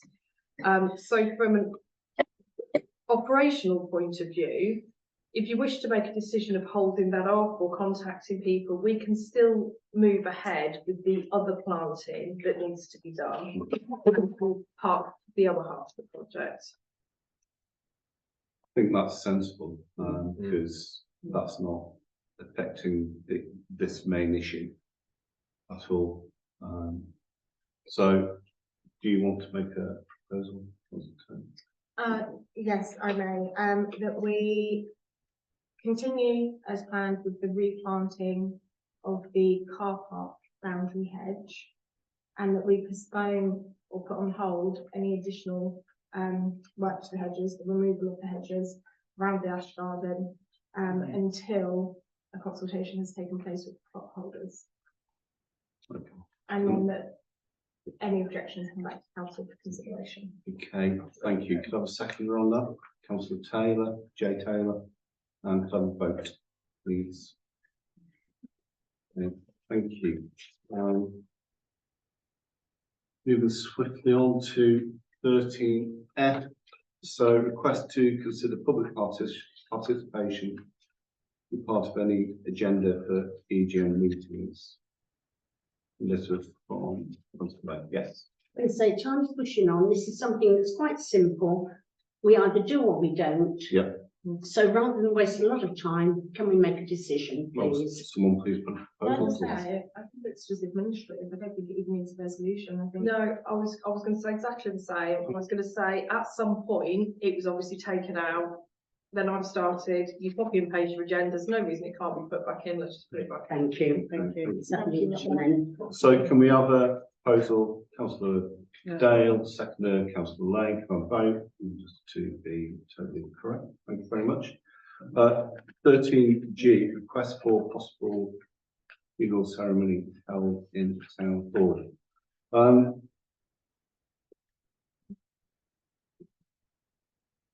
You have a license? No, so we don't have a license. Question is, do town councillors want to explore getting a license or not? Councillor Taylor. I was going to say, if the resident that wants to use it for that purpose wants to purchase the licence, I have no objection to them doing it. Anyone else? Councillor Lane. I think that I agree with Councillor Sam Taylor on this, but I think long term that we should, as a town council, look into not only getting this building licence for funerals, but also licence for weddings, as it is a town council amenity, and we should be utilising the building to produce income for our residents. And I think that both ideas I know it says in the letter as well about the chapel in the cemetery, which we've revisited so many times about actually making that into which would be a wonderful idea. It requires money, and again, I'd request that that is something we revisit on agendas, is actually doing something with the small chapel in the cemetery. Okay, so Councillor Bond. Yeah, I was just going to harp the same thing about the chapel, and if we can make sure that is a project to pursue, as in feasibility, so that we know what's what. I think that's a really good opportunity there. Okay, I'm sure we can bring that up a little bit on our agenda, but perhaps this particular issue. Councillor Kinnan. Not to be too morbid, is this a time sensitive issue? Is it something that we need to give a decision on? Because they've asked for this, and I think we're probably all in agreement. It would be something that's feasible for us to do, but we would have to get a license. Unless they pay for the license. Well, they can't apply for the license. Okay. It would have to be the town council. It would have to be the town It council. does say planning ahead for their funerals, so. The town council don't actually pay for the licence for the wreck, a licence they're up there, so theoretically Okay, good. you can say that they would have to. Can I- do it. No, sorry, Paul. I was going to say, can I suggest, because this has actually come from one of the funeral companies. No. Can I suggest that we go back? They'll probably know more about this than we do, Yeah. more about the logistics of this that we do, and I explore it and it comes back. Yeah, no, that's fine. And also, taking on Councillor Blaine's comment, we'll review what opportunities there are generally, and we've spoken about this for years, of how we can use the town hall and what licenses are required, and we just get a list of them. And then we can discuss, are they feasible, are they not, this being a funeral event, how do people feel about it? So I'm sure lots of people have got different comments. So can I suggest we do that? I'm conscious of time, so unless it's pertinent. The licence for a wedding is £3,000 for 3 years. Okay. So that That's might fine. help with your decision. Councillor Taylor. All I was going to say is, just in case, conscious of what Councillor McKinnon had said, if this is time sensitive, could we please put a note on there to say something along the lines of members were supportive of the use of the town hall for that purpose? Well, we On the basis that they that's not what we've agreed. Well, no, but I'm putting that forward as a suggestion, No. in case it is time sensitive, because would anyone have any objections? If it didn't have a financial implication to us, would anyone have any objections to us using the town hall for that purpose? I think it depends what that means. Does that mean we're going to be left with a coffin in here, essentially? I don't know. I think something like that, there's a lot of personal things that need to be discussed, and I think a wider public consultation of, do you want your town hall to be used as a funeral event or not? Because it is so sensitive. I think a wedding is generally, that's fine. I think a funeral, there's a lot of personal discussions, no doubt. I don't think we can make a decision saying in principle, yes.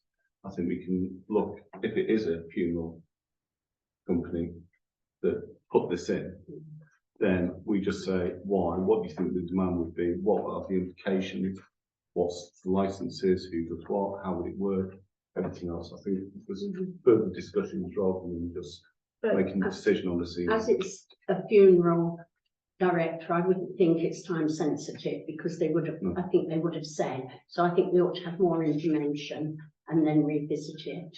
I'm not happy voting on something that's just come in and saying yes or no, and example to do funerals tonight. That's my personal point of view. No suggestion. Yeah. That we ask the funeral director or a funeral director to come and talk to us about what it would involve, and maybe put it on a full council agenda meeting, so members of the public can come along here as well. Well, as I say, I think generally it'll be very, very sensitive, like bus stop. Can I just propose can we ask the town clerk to get in touch to find out what the details. Well, first of all, Councillor Taylor put a proposal forward. Right. So let's go through with that. So Councillor Taylor put a proposal forward.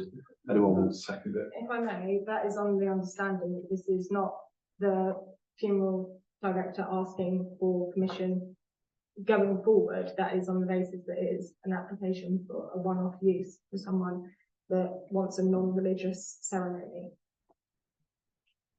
From the correspondence, it's a one-off, isn't it? It still doesn't matter whether it's one-off or we do it in the future. So that's your proposal. Does anyone want to second that? No. Here's an alternative proposal. Go on, you go. I propose that the town clerk gets in contact with the author to find out what details are involved, so that we can come back for us to have a better idea of what's involved. Because we are going into this pretty blind, just looking at this paper on a very, very sensitive issue. Now the seconder, Councillor J Taylor, and vote, please. Unanimous. Thank you very much. It is something we need to look at with. You know, I want to stress I'm not ignoring this or put it in the long draft, but it will be the motive issue, no doubt about it. H, car boot sale. So someone would like to organise a car boot on the land of gamers or the recreation ground.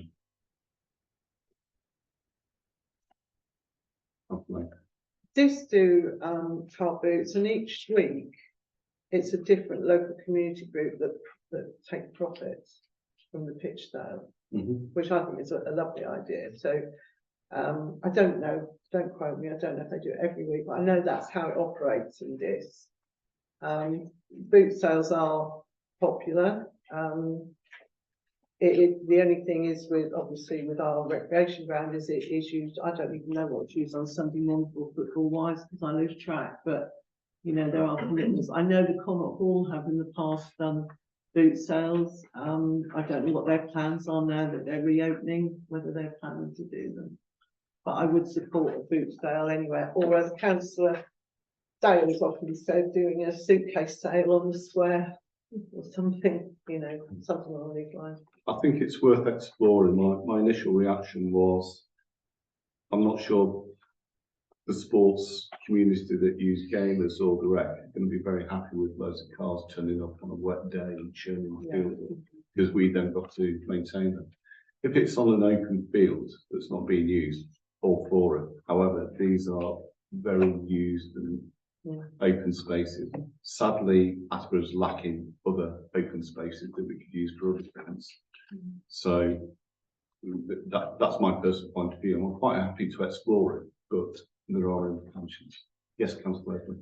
I think the public spaces like the parks that we have are used quite a lot over the weekends. It wouldn't be helpful for a car boot to be used on those spaces.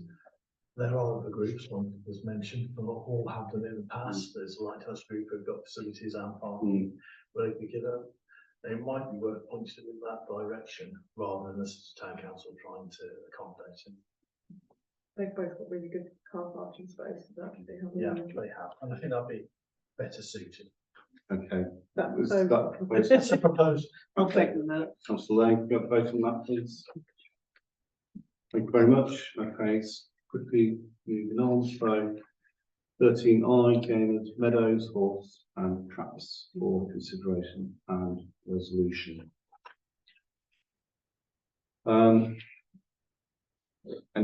Yes. No, just say we have done this. We've sorted that, I was going to say. So hopefully you've seen and got good comments back as well. So again, everyone that was involved in that, thank you very much. D-Day, 80 Beacons, June 2024 for consideration.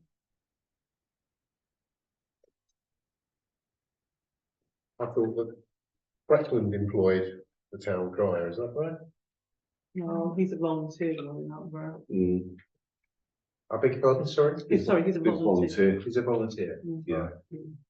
I think we should do everything we can to be involved in this and work with the British Legion on it.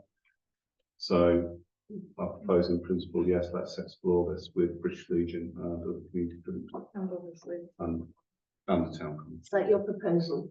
Yes. I'll second it. Right, thank you, councillor Dale, vote. I'm conscious it's 9 o'clock, do I need to get a vote to extend the meeting or do we get crack on? Right, okay. Okay, small grants request from St Mary's Church for sharing tables.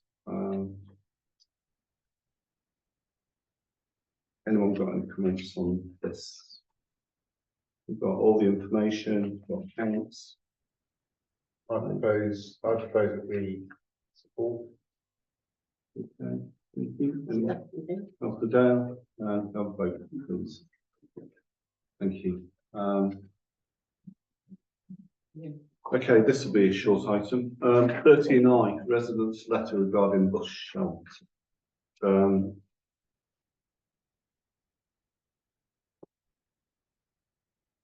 You've read the correspondence.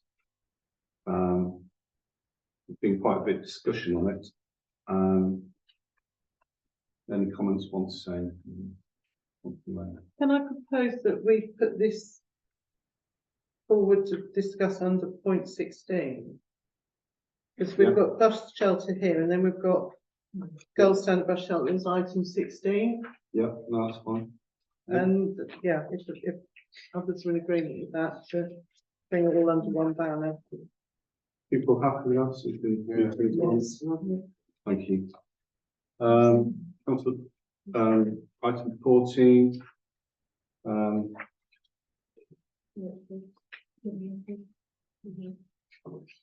Councillor surgeries. Yes. Yeah, if Councillor you Perry. don't mind, Ed. So there's something in the meeting pack for this. It was really just to put the feelers out to members. As Councillor Esther said earlier, the district council surgeries are going from strength to strength. Last week's surgery was the busiest one. Yeah, it was very well attended. I alone got 12 inquiries, not inquiries actually, I had a lot of conversations, but I've got 12 pieces of paperwork time to take. And obviously that's me single-handedly, that's without obviously the other 4 members that were present. So with the view that obviously they are very good and the fact that the town councils haven't really taken off, would you like to amalgamate? The district councillors have spoken about this amongst themselves informally and they would be happy to do so. I think it's a very good suggestion, but I would strongly object to the cancer surgeries being held in a public house. I think if they are being held, they should be held in the town hall or a building that's accessible to all of the community. Councillor Taylor. I was actually going to say the suggestion was going to be Councillor Lane that they were here in the town hall with town councillors doing their bit, district councillors doing their bit. And actually, a suggestion that I was going to make, because I know when we've spoke about this as district members, just, you know, wearing 2 hats here, if there was an appetite from the town council to engage in that, then yes, I do think that to have something in the town hall would be a benefit, to show that, you know, there has been a change in the surgery, that actually, you know, it's now 3 tiers, not 1, so that there's an obvious change to members of the public. The only thing that I think is not a benefit with the town hall is you don't get the same footfall that you get immediately on the high street. So maybe what I was going to suggest is in the interim, do them so it's monthly, not bi-monthly, alternating to kind of spread the word and then graduate it over here. So it's not an immediate harsh move, that it was gradual. But if members would like it to immediately start here, if they're supportive and would like that cohesive working together, then that is something that I would also support. Excuse me, there's one advertisement. Sorry. Yes, Councillor Dunn. I think it's a brilliant idea to amalgamate them in the town hall and immediately, and if you put a board outside the pub and point them over here, I think we can do it from. Okay, is that a proposal? That's a proposal. Second, I'll second that. Councillor Lane, vote. Thank you. Can I just make, I was just going to So, explain no, to that no, lady. well, I was going to ask you. Yeah. Sorry, the rules dictate that unless we get someone to adjourn the meeting, public can't comment or, that's not me, we're going to dismiss, because you've got comments later on. I'm There conscious is of, public participation at the end. at the end, so I'm conscious of time, you know, and there's a big bit on the agenda, which I guess most of you are here for, so I'd like to get to them. Item 15, October book sale, consideration and resolution. Again, nothing in the meeting pack. I just asked this to be included because there'd been no discussion about it up until this point. I am aware that obviously the events committee has been dissolved. That is not to say that we as a town council cannot proactively host events. And of all of the events, I think the only one that was a huge success was the book sale. And I think it'd be very sad to see that go. So I just wanted us to have a conversation about it this evening, whether or not, you know, the books are still in store, if they're still in our possession, if we still have the ability to host, or whether or not we'd be starting from scratch. No, just Okay, so does anyone want to make a proposal? One, the book sale continues, you know, and carries on with the great work that the events committee did by the town council. Secondly, you want to keep it to October, or because other things going on, is that too soon? Logistics and everything else. Councillor Lane, please. Now, just a correction, the events committee hasn't officially been dissolved, it just hasn't been formed. No, true. So between minutes out that it hasn't. Secondly, as many of you are aware, I was chair of events and I did lead the book sales. They were very successful and growing. I think we've taken in total over £4,000. We've shifted an awful lot of books. It is recycling at its finest. I know it's nice to make money on, you know, for the town council, for the residents. The money that was raised, first of all, financed the Jubilee celebrations and the coronation celebrations. The idea with any event organised by Attleborough Town Council was to start these things off and hand them over to the community. Prior to the elections in May, it was made very clear to me that potential councillors who were standing for election did not want the events committee to go ahead. Since the May elections, we have had very little support from some councillors on the book sales. The first one in October 21, we got support from everyone. The second one, we got limited support. The third one, there was just 6 of us working and working non-stop for 3 weeks.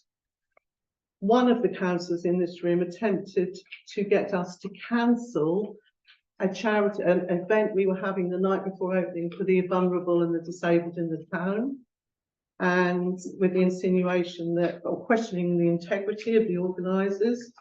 Mr. Steve Councillor Fraser did advertise in his publicity for election that he was part of the book sale, organising the book sale. Yes, he did, and I thank him for that, the very first one. Councillor Lane, I'm conscious of Yeah, time. I know you've got this is a speak big on thing. this. However, the question is the book sale Please let going me to finish. continue or not?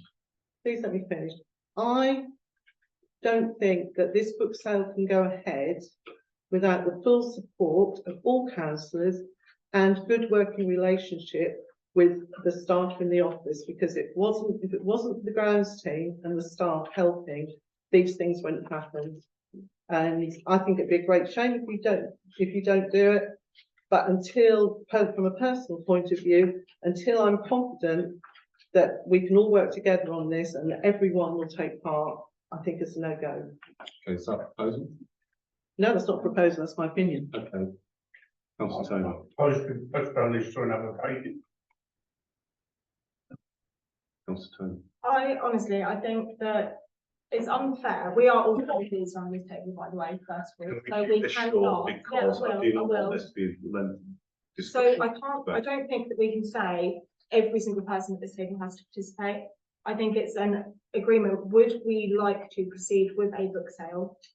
Is October too soon? I would argue that actually, yes, October probably is too soon now to get something organised. If it's delayed to another agenda, it's just going to be further delayed. But are we still supportive of the event going forward? It's a simple question, yes or Okay, no. but my view is, yes, it should. However, when we do things like this, then there needs to be really careful consideration about the logistics and the operations and staffing. A lot of work that happens in the community is based on goodwill.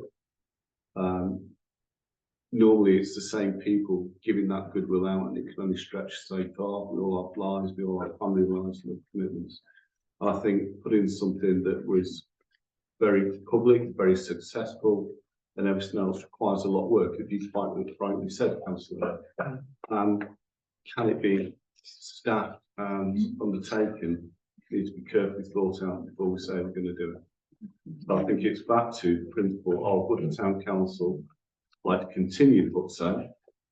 Yes. Secondly, investigate how would that work. Can I second Councillor Taylor's suggestion that we postpone this? Because to the September meeting, the simple reason is there's other events that were happening under the events committee, such as the art exhibition, such as the newsletters that were being delivered. Yeah, There was no. So if we put it on to September, we can do all that. Perfect. So you're seconding that? I'm seconding We have a that. vote on that. Thank you very much. Right, moving on, item 16, gold standard bus shelter. I'm taking into account correspondence from previously. I've got my own views, but I'm not going to say those at the minutes. We had a debate previously. We've had a number of debates at town council. We've had the EGM, we've had the county council come in. The resolution was made at the EGM by councillors. Things have happened subsequently, which has raised many comments and correspondence you've seen in front of you. So I'm going to open it up to councillors first of all. Councillor Bond. Can I just say that all we were asked to do at the EGM was give an indication of design. When it comes to detail, when it comes to measurements, when it comes to all those sort of things, it is the job of the county council to do that. And indeed, we can say, well, when you do that, we will have a look at it. But to keep postponing decisions to the point where we may even miss the opportunity of having a brand new bus stop here, to the people of the town, it either looks like incompetence or self-interest. Yeah. And I think it's ridiculous. We got ourselves wound up with such a petty-fogging detail. And we can, if we're worried about measurements, we can get back to county council and talk to them about it once they understand what sort of design we're looking for. And can I just echo that? I mean, my view and the previous resolution was, in principle, we have a bus stop. So keep the old one, we have a new one with real-time information. At the EGM, there were 4 designs presented. And they came from the Highway Authority, of which type would be like. And we had a very lengthy debate, including members of the public, of what and who the needs are. And a vote and resolution was made on the type of bus stop and style. Yes, you're quite right, and looking at some of the comments here, the Highway Authority will look in detail at what the detailed design will look like. Will it impede the access to the pavement? Will it impede access everything else? And come back. And I remember many months ago when this first came up, I did mention to council that this is not a town council project, this is the Highway Authority. And the Highway Authority should be putting a public consultation out to the community on the bus stop. It's not the town council's role to do that, or our responsibility. So I just want to make that perfectly clear before anyone jumps on it, on the town council making decisions. We were asked to give a preference, and we still said, you really need to contact the community. It's a community asset. So as far as I'm concerned, that's where the council stands. All these comments I've read, I totally understand. Delaying it any further, I think, I don't think is right. The council have agreed a style. Then it's up to the detail. That style can change. I can come up with 100 different styles of bus stops throughout the world as a transport planner. We're not doing that. We've had that debate, we've had that discussion. We need to move forward. And that's not ignoring the comments of the public. We will get back to the council saying, how have you engaged with the community? Because whatever we put in, we want the same type of bus stops throughout the town. London Road, Norwich Road, everywhere else. We've got a uniform design with better bus stops, shelters, real-time information. That's my personal opinion. Councillor Leslie. Many of the questions on size and public footway regulations and everything else have been answered by Norfolk County Council as well. They've bent over backwards, in my opinion, to accommodate something around this issue. By the sizes of the structure and where the location will be and what they've got to do, and they'll ensure it fits and everything else. As soon as they've gone to such extremes, I think it's long overdue. We just say yes, because their concern was it wasn't going to be a weather-proof area for people's ways, which was in principle the agreement that we had last time, over and above the styling of it. I think we just say yes, we agree, because anything more than that, it's just going to go round and round in circles again. I think it's not this on head. Losing the will to live on this subject, if I'm honest. Thank you, Councillor Leslie. Councillor Taylor and Councillor. Whilst I acknowledge with Councillor Bond, Councillor Dartmouth, both, actually there's three of you, and Councillor Torre and Councillor Leslie's comments, I will reiterate what a lot of our community feel is that actually, do we put blind faith in Norfolk County Council? Because look what they've done to our roads, our junctions, our pavements, our cycle paths, and we blindly go along with it. I am all in favour of a new bus stop. Let's have a new bus stop. But to blindly follow Norfolk County Council and not question it is actually irresponsible. And I believe we do have that responsibility to our residents to actually challenge them and not blindly follow them. But that is lovely. Thank you for your personal opinion, Councillor. Okay, we're debating here item A to consider the request. Well, generally, but then we'll break it down. Yeah, to so item A. Oh, so, okay, so for the public's knowledge, we first addressed this on April 3rd. We had we were told about this. This has been going on since then. It was actually agreed at an EGM that we would go ahead with this gold stop. After the elections, it came back to us that there were certain councillors opposed to it. Everyone's entitled to their opinion, but regarding whether we should be revisiting this, having cast a vote, a legitimate vote 2 weeks ago, we have what's called a member office protocol that we have to abide to as councillors. And within that, section 13 says that members are free to approach officers to ask for information in accordance with paragraph 9. This right extends to such information, explanation and advice as they may reasonably need in order to assist them in discharging their role as a member of the council. It does go on a bit more after that. So when we voted for the fully enclosed bus shelter 2 weeks ago, and all councillors apart from Councillor Tyre and Councillor Taylor voted, they had been fully within their rights prior to the meeting for asking for more information if they didn't feel that they could make an informed decision. After the meeting, about an hour afterwards, four of them said that they wanted to revisit this because they felt that we hadn't acted properly.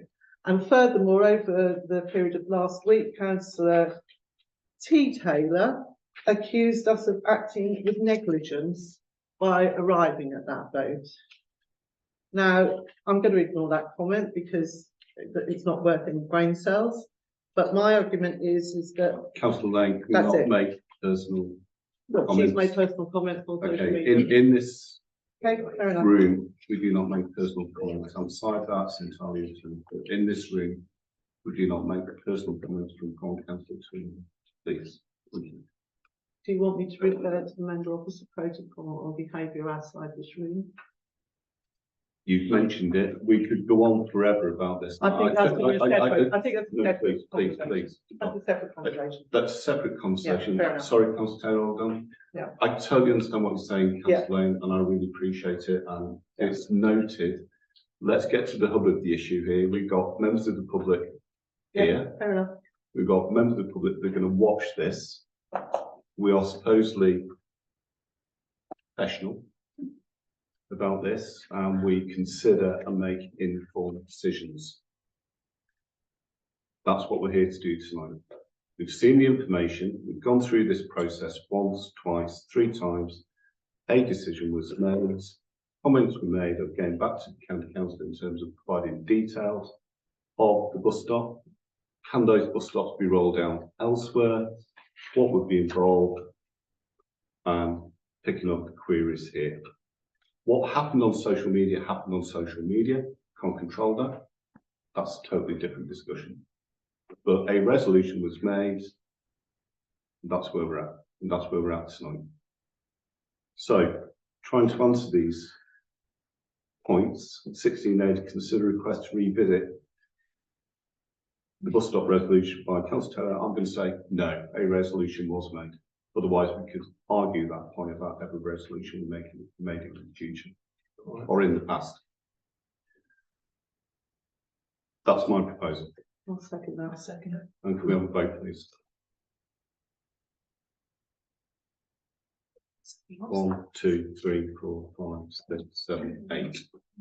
Those against or abstaining? Against 1, 2, 3, 4. So we now have. I would have And liked an opportunity, because I did have my hand up before you took the vote.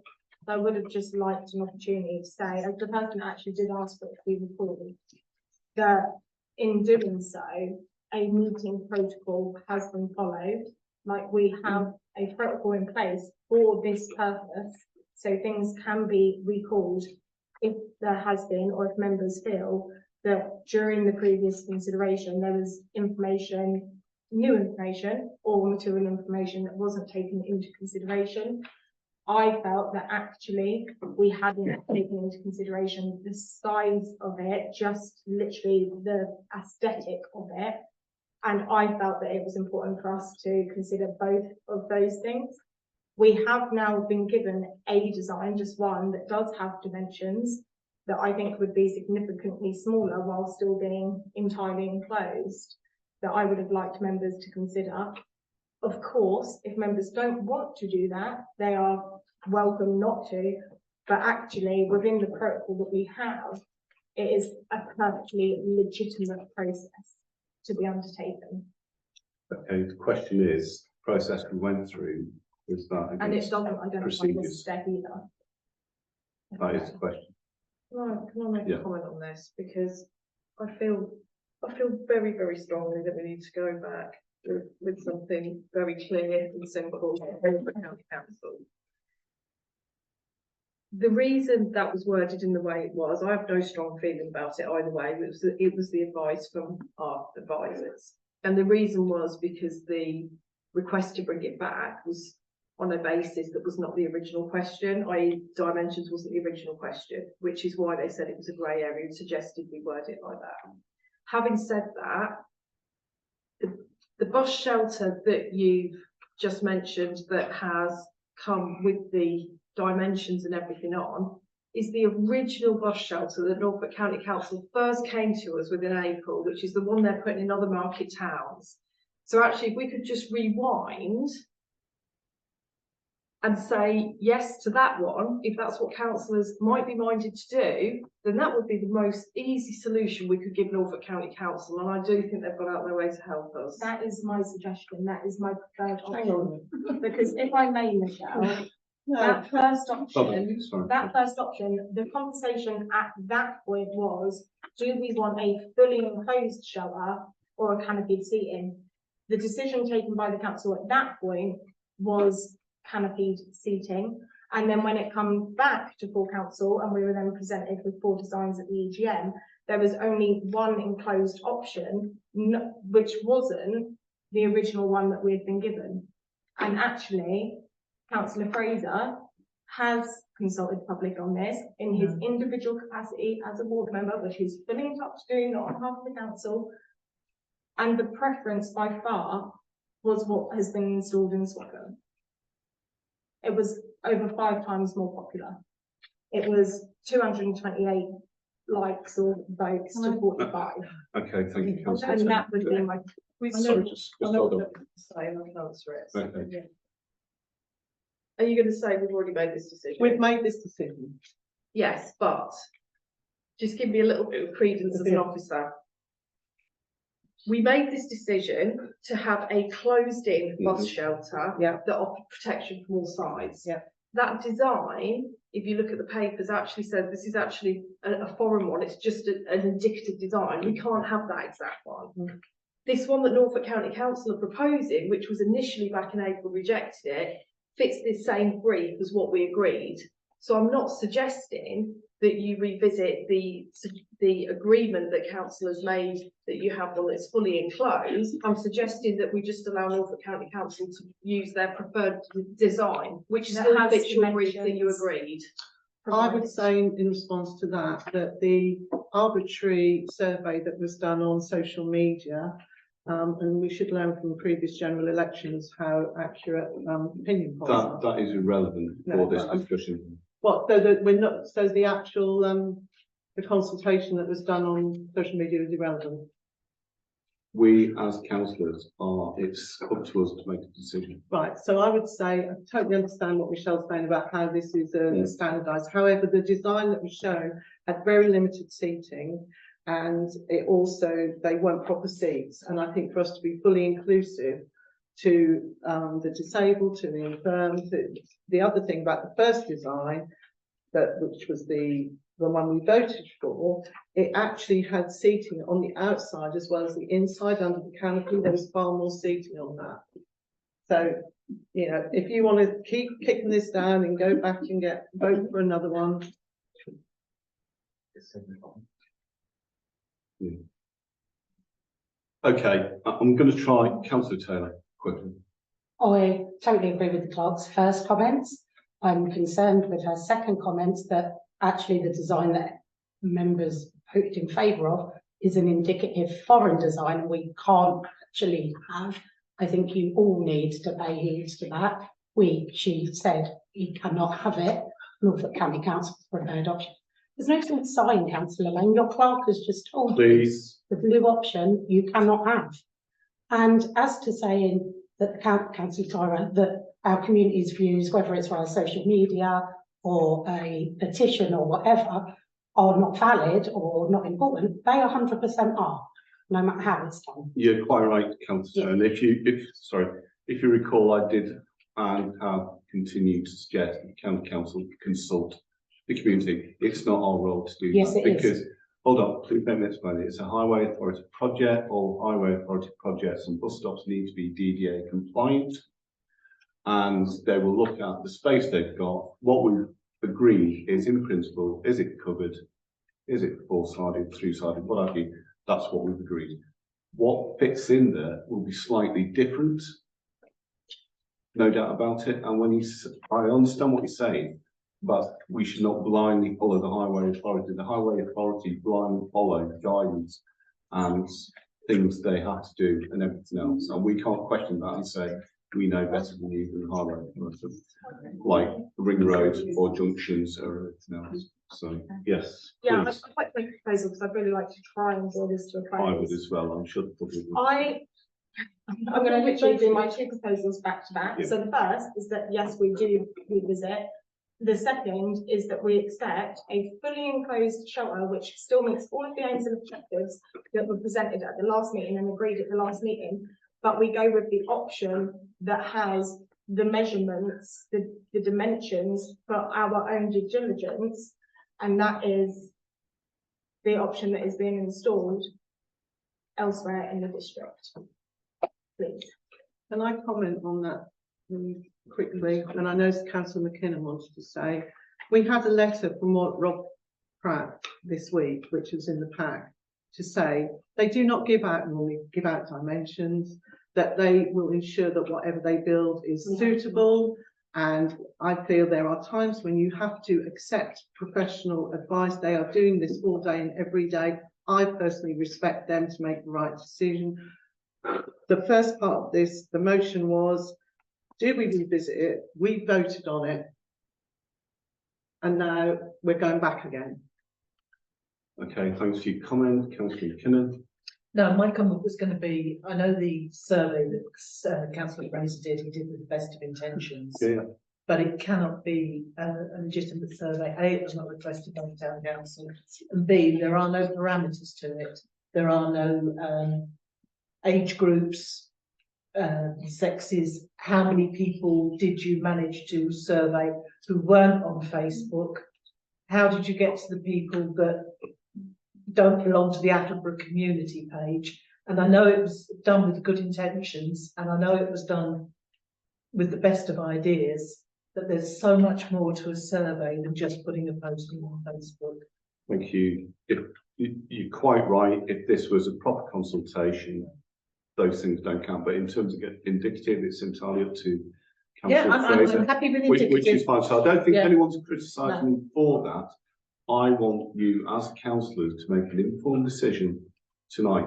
And can I just explain, if we're struggling to make a decision on the bus stop and we want to try and influence the highway authority on the link road and the Sue and 4,000 houses and the linear park and sports facilities and everything else, and we can't resolve this, we're going to have real problems. And I want to get this solved now. And some councillors are going to be upset. That's what happens, but we're going to make a decision. Councillor Leslie. My understanding is that we've just agreed that it was going to be a covered shelter. You've got the licence as clerk now to go back to the Norfolk County Council and say, yes, your proposal, thank you very much, let's move forward. Yeah, Councillor, let's get Councillor Turner's first of all. Again, I'm going to say your clerk has told you the option that you voted in last week isn't viable. So we need ESA sheltered bus shelter. She's already said to you, like, let's go with the option that the county council sent. I agree with our clerk. She is there to advise us. I would propose we go with her recommendation, and I would also reiterate, every single one of you sat at this table can undertake casework on your own validity without council's permission. Please do not be so narrow-minded or naive to think that you can't. Yeah, I'm just it down now. Councillor Taylor, thank you. You're quite right.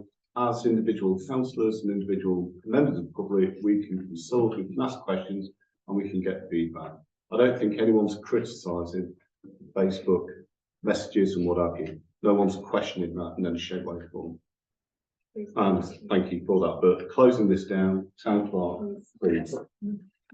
Right, all I wanted to say is the council have just voted not to revisit this. It doesn't matter because you're actually all voting for the same thing, and I wish you could see it. So the indicative design, like I said, it's a foreign one. It's not going to be exactly that, but the indicative design that was voted for was a certain design that had cover, that had shelter from both edges. That's what we wanted, that protected people from the elements. The Norfolk County Council proposed model fits that same brief. So actually, what we're all talking about is the same brief. So we can respect tonight's vote of saying, no, we're going to stick with what we previously said, that we want the covered and we want both sides and we want the seating and the additional seating, because Councillor Lane, you mentioned there was additional seating outside, that has also been offered. So we can respect that vote and still go back to Norfolk County Council and say, your preferred design from Swaffham fits our brief. I honestly think we can all be happy here. Right, thank you. Right, so can I propose that, please? I did propose that. 5 minutes ago, Vera, I proposed that. My view is we don't need. It's made a decision that's been agreed. we've made the decision that those principles. So I've wasted half an hour of my life. I'm not sure you all have. But we are. So if someone wants, sure, please, if someone wants to make another vote on this, so it's clear, and everything else, if you don't, that's fine. Right, we're moving on. Thank you. Thanks for the discussion and debate. And I will remind ourselves, if we're trying to be influential in infrastructure and everything else, let's do it better. Collectively.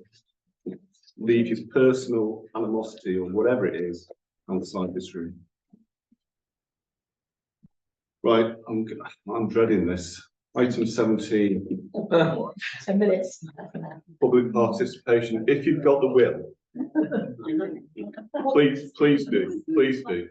Yes, Leslie. I've got three very short things. Sorry, the first one is left off. But I did do a survey around the town and there are 19 bus stops, including one in Queen Square. Most of them have got pavements in front of them. A few have just got grass, and I think when the grass is, that needs to be turned into some sort of paved area. And if there's going to be bus shelters, they all need it, or the majority of them need it. So just that on the bus stop. Okay, I'm going against my own advice now.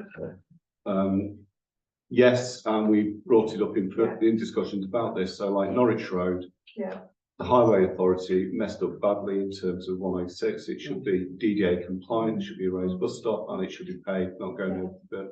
So what we're asking for, now we've made a decision on this one in Queen Square, similar designs are rolled out to the whole town. I appreciate they wouldn't fit the big bus No, shelters, but they need there's something. They have actually put some funding towards us, Yeah. us improving those other stops as well. Thank you very much. So that's correct, right? Thank you. Next one is, thank you, Councillor Lane, for bringing up about the public participation at the EGMs. Appreciate that. Can I just ask that it's at the end of rather than at the beginning, so that we know what the discussion has gone on? Yeah. Okay. Yeah, thank you. The only query I would have with that is if you have something to contribute that's related to the decision, it's too late. Yeah. Okay, we can do both. So, 5 minutes before, And then- 5 minutes. Now we have, yes, that's quite fair, on an EGM, because they're usually short, but anyway.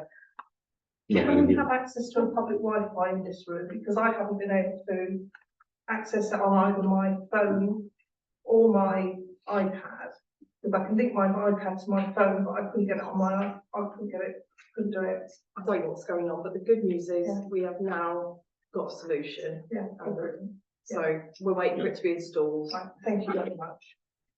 Sit from me. Thank you very much. Yes, I was just Mrs. gonna Bates. say, Sorry, you first, madam. Sorry, and then Mrs. Bates. Sorry, beg your pardon. the last Saturday with the council surgery, there was one advertised for the town hall at 10 o'clock. And we turned up and it was all locked up. Right. Mm. Okay. They were all set by the event committee. Oh, were they? So that we do need to pick up events. Okay. Someone's got to pick up this work. Okay. Right, thank you. We'll pick that up and Can I just get double that. check? Councillor I think we was invited after the elections for the first one. There was an invitation sent out from the office for members to attend one, and I think that one went ahead, but I think the next two, no one's actually asked to attend as a council representative. But also that was, I think, re-advertised by a member of the public that hadn't obviously checked with the council whether or not it was actually going to be going. Okay, well, thanks for pointing that. We'll make sure. There's no I think it's misunderstanding still on going the town forward. council website. That is still on, Yeah. Yeah, we'll check that, but thank you for picking that up. Appreciate that. Mrs. Bates. Going back to the point about master plans, etc. Yeah. Got my notes to the 5th of July last year when the consultation was going on about skateboard park. And I asked how it fit into the master plan. Council Leslie told me we don't use that master plan. So you can dig them all out, but you've already wasted 5 grand, 10 grand. So if that's master plan and suddenly becomes pertinent, you will have one very unhappy resident. And I ain't Thank happy you. now. I know. I'll come back to you on that. Also, I might have missed it, but I'm sure that I wouldn't have. Mine's an announcement should have been made, maybe. We're looking for a replacement clerk. It's on the job board. I haven't seen anything come out from the council. No, it isn't. It's on, I thought it was on the phone, so it's on our website. I haven't seen it. It's on our website. The job is, yes, I've not seen an announcement. What's an announcement? But we can do that. If the announcement got a new clerk, would it not be pertinent to say that? Existing one is leaving. No, good point. Thank you. Yes, sir. Mr. Chairman, item 11. Yeah. Is that designated open space or wildflower meadow? Sorry, look. Open space. It's just open space. Yeah. Well, I've experienced of doing that. I do landscaping on big building sites. Yeah. And you need to maintain it. Yeah. Because if you don't, that'll get out of hand. And then you'll have dogs in it fouling rubbish, and you'll have a big problem. You could treat it as a wildflower meadow and cut it once a year. That's your minimum, but that needs to be maintained. Agreed. No, and thank you for those comments. Informed comments as well. Thank you. Anyone else? Sorry, public participation. No, you don't. Anyone else still wanting to ask any questions? If after tonight and you manage to get to sleep, you wake up tomorrow morning reflecting, please do, get in touch with the town council or get in touch with me. You still have the details. Can I just say on that note that Yeah. I know of people that have contacted you and you don't actually get back. So if you're saying you're going to be open Yeah. to people emailing you, you need to actually reply. Okay, yeah, fair comment. I get hundreds of emails, that's not an excuse, but yeah, I try to get through them when I can, but point taken, absolutely, thank you. Anyone else?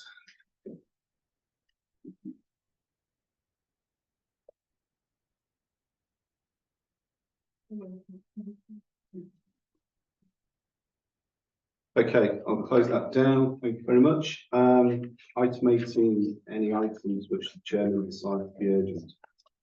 Well, what I was going to do, yes, Councillor Taylor. I forgot to mention it earlier, and I would just really, because actually I would like you to think of it as urgent. Many moons ago, we used to get all confidential correspondence from paper given to us at the meeting, and a little set aside time to actually read those confidential papers. We now get them all by email. I would just like to point out, I had a resident turn up with confidential town council paperwork. Councillor Ashby was with me at the time. The resident has a pile of paperwork. It was town council paperwork and it had confidential all over it. So I would like you to consider giving us confidential paperwork again, printed at the table on the night of the meeting. So, and then it's taken back in at the end of the meeting, like it always used to be. I think Councillor Dowell, remember that, and yourself, because now we have confidential paperwork that is in the public domain that residents are bringing out with them. Okay, thank you. No, good point. But I forgot to mention that earlier. No, thank you. Sorry, it must have come from the council at some point. Oh, we're 100%. Right, okay. Okay, good point. We'll act in that from now on. Maybe something to debate, yeah. Okay, so final item,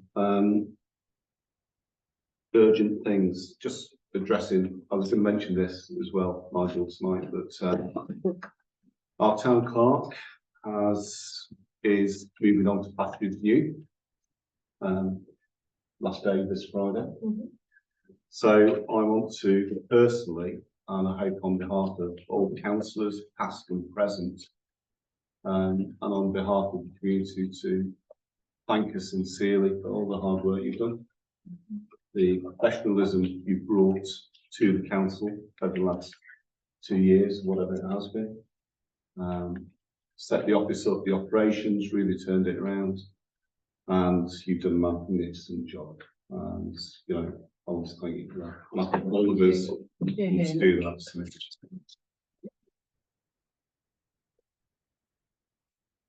And good luck with your endeavour. Thank you very much. And We'll just think of one at the end. Something that I picked up on. and also, as a result of that, we're advertising for a new town clerk. Just to let you know, we're hoping to get a part-time town clerk in to cover until we appoint permanently. The other thing is, as discussed tonight, yes, I'd like to put on the agenda next time of pulling together our planning into the environment committee, or whether we have discussion on a separate planning committee. Because as we've seen with the bus stop scenario, it does take a lot of time. Car parking strategy. Let's pick that up if you've had discussions. Confidential paperwork we've discussed. And also we'll give an update at the next meeting about the Ashborough Leisure Centre, which went through planning as well. And hopefully we'll have Megan from Brecklands at the next full council meeting. Now she's now in post as the partnership development manager, working with us with Brecklands. So finally, thanks again, Michelle. You've done a fantastic job. And can I thank you, the members of the public, who have surviving tonight. I really do appreciate it. I take all your comments on board. Those emails I've not responded to, they're on the list, and thank you for that. I do note that. But please do feel you're open to contact council and the office staff as and whenever you want, or individually, because that's what we're here to do. So thank you, and I'll close the meeting to an end. Thank you very much.